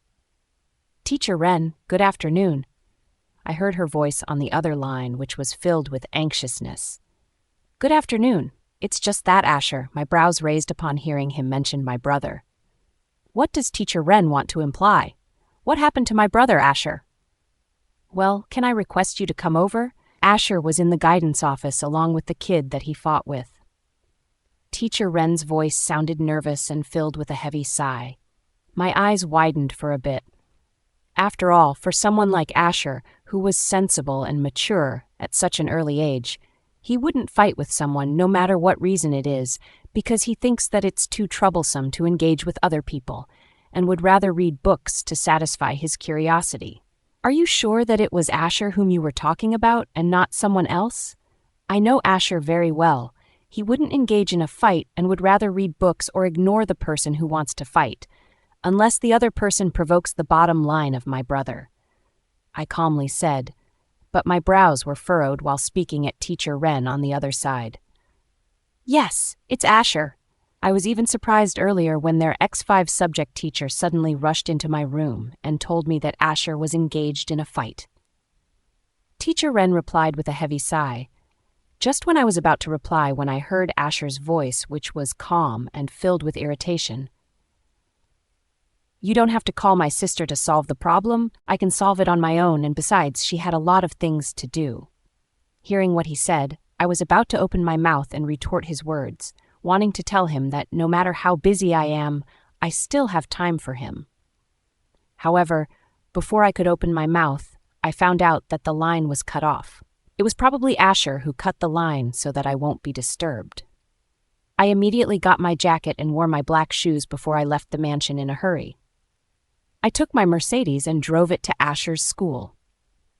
Within just 15 minutes, I arrived at their campus and parked my Mercedes in the parking lot before I got out and walked towards the guidance office where my brother Asher was admitted along with the person whom he punched. From the moment that I arrived at the guidance office, I saw Asher, who looked cold and indifferent, sitting on the chair refusing to talk to anyone, and even his teacher, who was asking for some details of why he punched the other, yet Asher remained silent and refused to answer their questions. It wasn't until he felt such a familiar presence that he raised his head and looked at me. His eyes brightened, and he was about to stand up to hug me, but then he remembered that he did something, so he pursed his lips and sat back on his chair. His shoulders were down, and he looked like a lost child. I helplessly sighed and walked toward his direction and reached out to rub his head. Care to tell me what is going on, and why are you here in the guidance office? I softly asked while messing up his hair. It wasn't until a scornful voice of a woman answered my question with undisguised hate. That son of yours just punched the face of my son.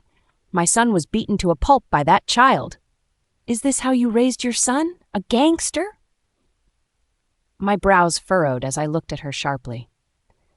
The woman was wearing a fitting crop top and enlarged breasts, and her face was covered with makeup, plus her lips were red as if she had just drunk blood. I coldly looked at her and snorted. Did I ask you? After I said that, her cheeks flushed with anger as she walked towards my direction and was about to grab my hair, but of course, how could the guidance counselor let her? I just rolled my eyes at him, then my eyes softened upon seeing Asher with his head down. I patted his head and softly asked, What is going on? Tell your sister about it. I saw him purse his lips and calmly answered, Didn't she already tell you? I punched her son. Before I could open my mouth to speak when suddenly a woman's voice intervened. See? Didn't you hear that? Your fucking child just beat my son. The woman angrily said while pointing her finger at Asher while cursing loudly. Shut up, I coldly demanded, and I didn't notice my aura changed. It was filled with killing intent as my eyes sharply glared at the woman who stiffened upon hearing my words. I sneered at her and coldly retorted, I know that you are angry that your son was beaten. However, you don't have the right to curse my brother as if he was the one who killed your son. As a mother, I know that you will be biased towards your child. However, you didn't know the whole story. And who knows, maybe it was your son's fault first. After all, I am also biased toward my brother Asher. He's not my son, rather he's my brother.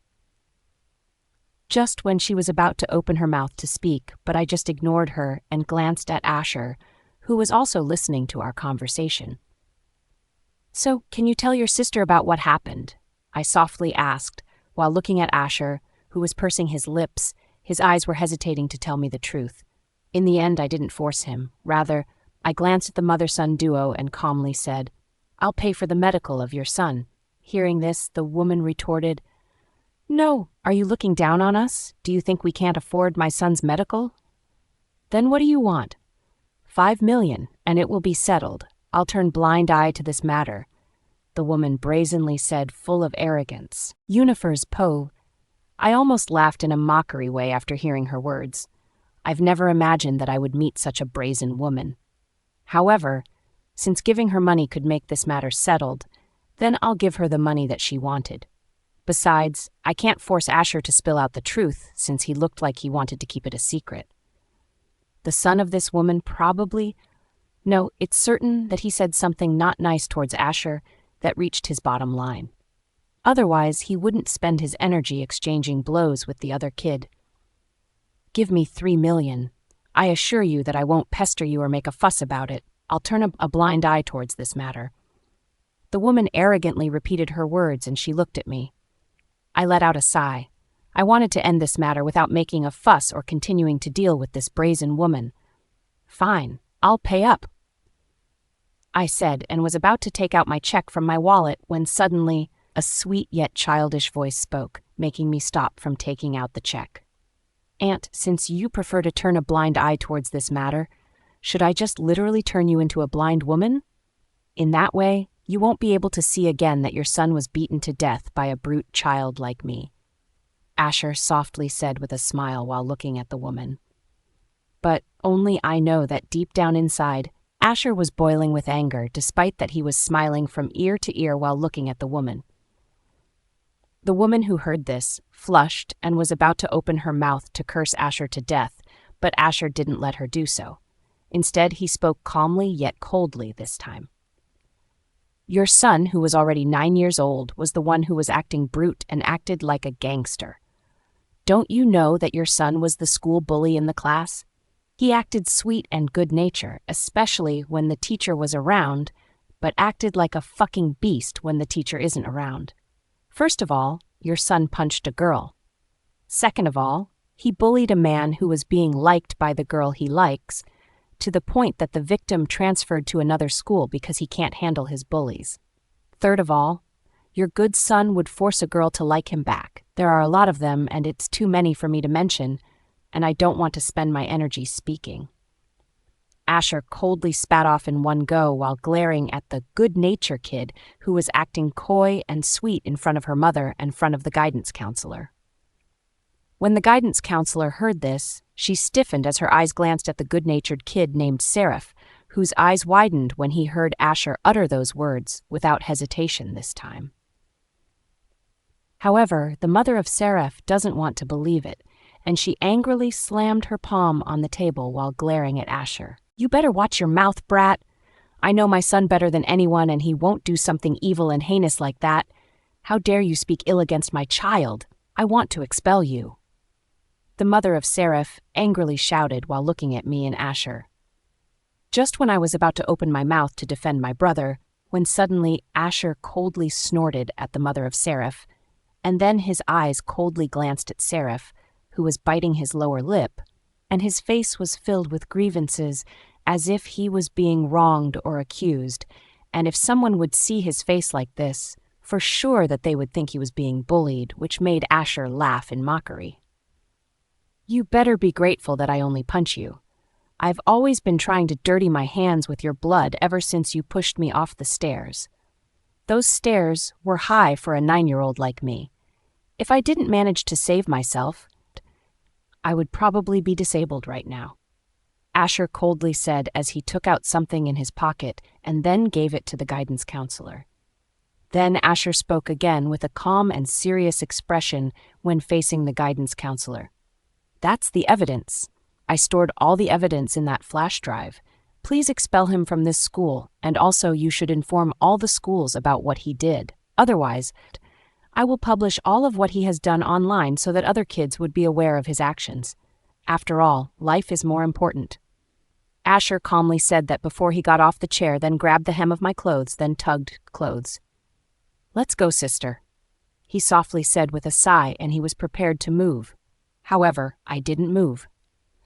I turned my gaze and glanced at the mother-son duo, and then I softly smiled, yet not smiled at them before I took out my phone and then called Lawrence. Without waiting for a few minutes, he already answered the phone call right away. "Where were you? You weren't in the mansion. I thought something happened to you." It was Lawrence's voice that was filled with worries on the other line. "I'm sorry. I was in a hurry when I left the mansion, so I forgot to tell you about it, but I'm fine now. I am the guidance counselor since something came up with Asher. To cut the chase, can you do a background check on this woman named Setamal Godinez?" I calmly spoke to the other line. Then he replied right away. "Okay, wait for a few seconds."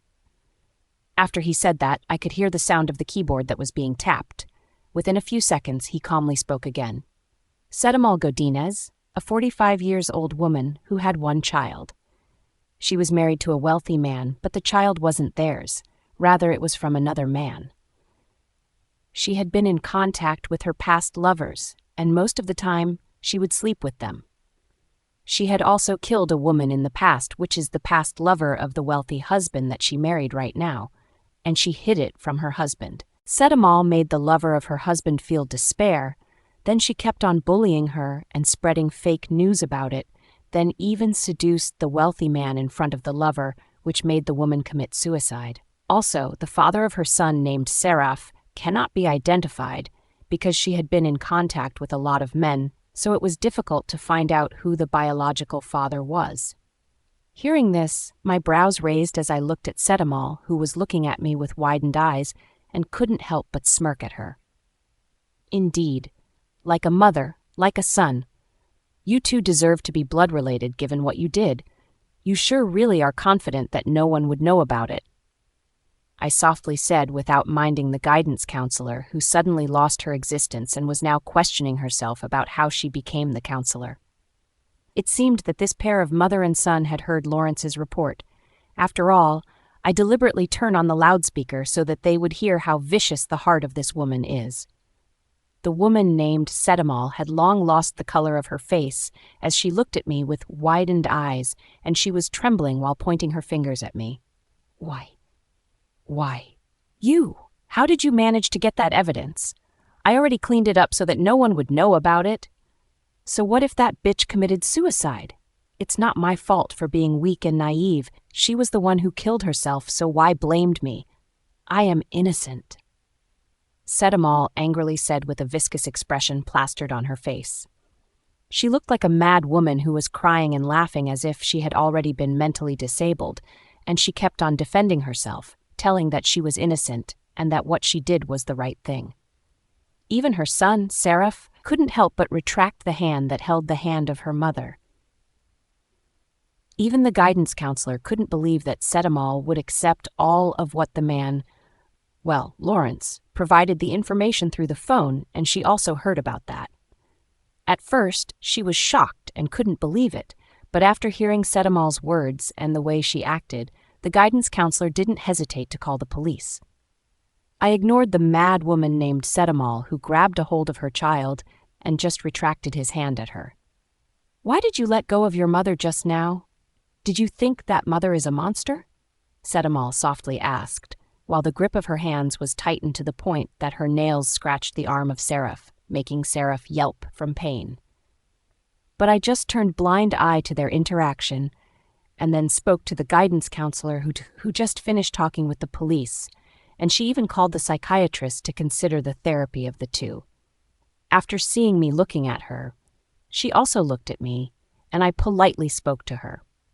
"I and Asher will be going right now since I can't stay too much. Besides, we already handed you the evidence of Seraph, and also you know about the temperament of his mother. Please take care of them."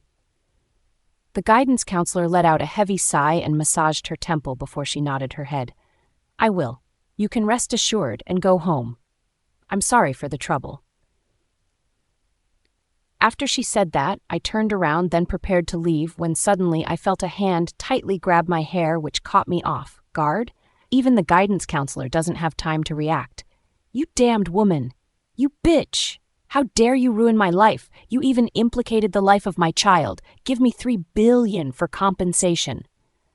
the mad woman angrily shouted while her hand didn't let go of my hair. I tried to break free from her hands, trying to stop her from grabbing my hair, but it was in vain. It wasn't until I found that she had flown to the table and her body slammed on the table. When I looked back and saw who did that, I was slightly taken aback. It was Asher, who was in his werewolf form, third-person POV. A loud shriek was heard, coming from the woman named Setamal, who was slammed on the table. The arrogance that flashed in her eyes was replaced with horror and fear, especially when looking at the small wolf, yet a strong one. "What are you going to do?" Despite that, Setamal was in pain and felt like her back was bleeding and her bones were cracking from the impact of the fight, where she was kicked away by the small wolf after she grabbed the hair of Yunifer. But after she was kicked, she also unconsciously let go of Yunifer's hair, which was why she wasn't implicated. However, the small wolf named Asher acted as if he didn't hear her and continued to walk in her direction, making Setamal scream in fright as tears started to overwhelm her. She looked up and glanced at the guidance counselor to ask for her, but when she saw that the guidance counselor was also stiffened by what she saw, Setamal fell into despair. This time, she knew that no one could help her. Now, she's starting to regret messing with Asher and Yunifer. Setamal raised her head and looked at Asher with pleading eyes. "Please forgive me, okay? Please forgive me. I won't do it again, and I won't mess up with the two of you in the future, and so is my child. We won't mess up with the two of you. Please let us go. Please forgive us. We won't do it again." Setamal kept on begging with tears and snot on her face, but Asher still acted as if he didn't hear her. Then his eyes coldly narrowed at the small child who was using her mother as a shield. It was Seraph who was hiding behind her mother's back while trying to minimize his presence. But how could Asher let the two of them get away after what they have done? Asher was consumed by anger. His whole body was boiling with anger, and his mind was blank. All he could think was to get his revenge on these two. When he saw these women hurt her sister, that was the time when he felt like his vision was turned dark, and he unconsciously transformed into a wolf and used all of his force to kick a woman who was stronger than him, yet he was able to do so. When Asher saw the two pairs of mother and son begging at him and crying, he snickered. Just because they beg him and cry doesn't mean that he would forgive them. He wants to make them suffer by trying to hurt his sister. It would be fine if they only insulted him, bullied him, or even talked shit about him, but when it comes to his sister, he won't tolerate those kinds of bad things toward her sister. That's why he can't and won't forgive this pair of mother and son duos. Just when Asher was about to raise his paw, that was filled with sharp claws, before he could attack the two duos who were screaming from fear and horror, when suddenly Asher stopped as soon as she heard Yunifer's voice. "Asher, let's go. Don't waste your energy dealing with them. They aren't worth it, and besides, you can't harm them," Yunifer calmly stated while looking at Asher, who was now back to his docile state as if they didn't see him being in his attack mode. Asher groaned in his wolf form, as if he was reluctant to stop from scaring the mother duos who almost passed out earlier when Asher raised his claws, ready to strike them for any second. Yunifer helplessly sighed and her hand reached out to ruffle his fur. "Stop teasing them and you almost made the guidance counselor pass out from shock, you know?" Yunifer softly said while patting his head. Asher shifts back to his humanoid form, then grabbed his clothes that were on Yunifer's hands, then wore them before he pressed his lips tightly, then he turned his head to look at the guidance counselor. "I am deeply sorry for what I did just now, Mrs. Vale. However, you should know that I was just trying to scare them just now, and I never wished to harm them. It was against my principle to harm someone in the academy no matter how bad they are," Asher calmly said without any turbulent emotions while facing the guidance counselor. It was the guidance counselor who had turbulent emotions after seeing what she shouldn't have seen. She helplessly sighed while looking at Asher. "Next time, don't recklessly shift to your wolf form, especially in this academy, since these academies were meant for humans in the first place. However, there are still 8 kids who are also a wolf like you. Just don't carelessly use your ability as a wolf to fight with others, okay? I'll turn a blind eye to this matter." When Asher heard this, he nodded his head. Don't worry, Mrs. Vale. I don't do those types of things. It would wear me out and be a waste of energy. It would be better to spend my time reading books rather than being a bully like Seraph. After the guidance counselor heard that, she nodded her head in satisfaction as her eyes twinkled in delight when looking at Asher, who was calm and looked mature. Right. She also heard from the other teachers that Asher was always the first in the class. He was always on the top one list, and all of his exams and quizzes were all perfect. Her eyes twinkled in delight and nodded her head at Asher. Okay, this guidance counselor would let you go now. I will take care of these two, she said, referring to the mother duos. Yunifer smiled at the guidance counselor and thanked her sincerely. Thank you for your mercy. We will go now. After Yunifer said that, both she and Asher turned their back and left the room. It wasn't until they heard the woman's scornful voice that was filled with accusing, "How could you let them leave so easily without taking them to the police? That brat brother of that woman named Yunifer almost killed us. Are you the type of person who disregards human lives? Plus, that woman named Yunifer was just enjoying the show, and she was even smiling at me this whole time when her brother attacked me. She looks like she's going to slit my neck with her sharp gaze and let me die from the bleeding. Report them to the police." Sedamal kept on screaming out those words as her whole body shivered from fear while looking at the guidance counselor with hopeful gazes.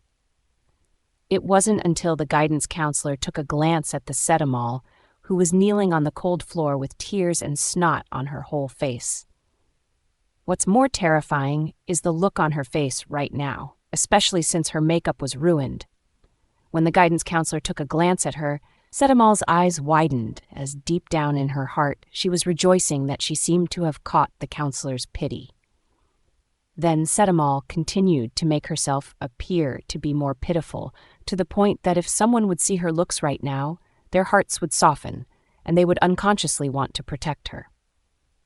However, it's a pity that she meets the guidance counselor who doesn't have an ounce of pity left in her heart upon looking at Sedamal, and only thinks that she was a ridiculous one who was fooling around.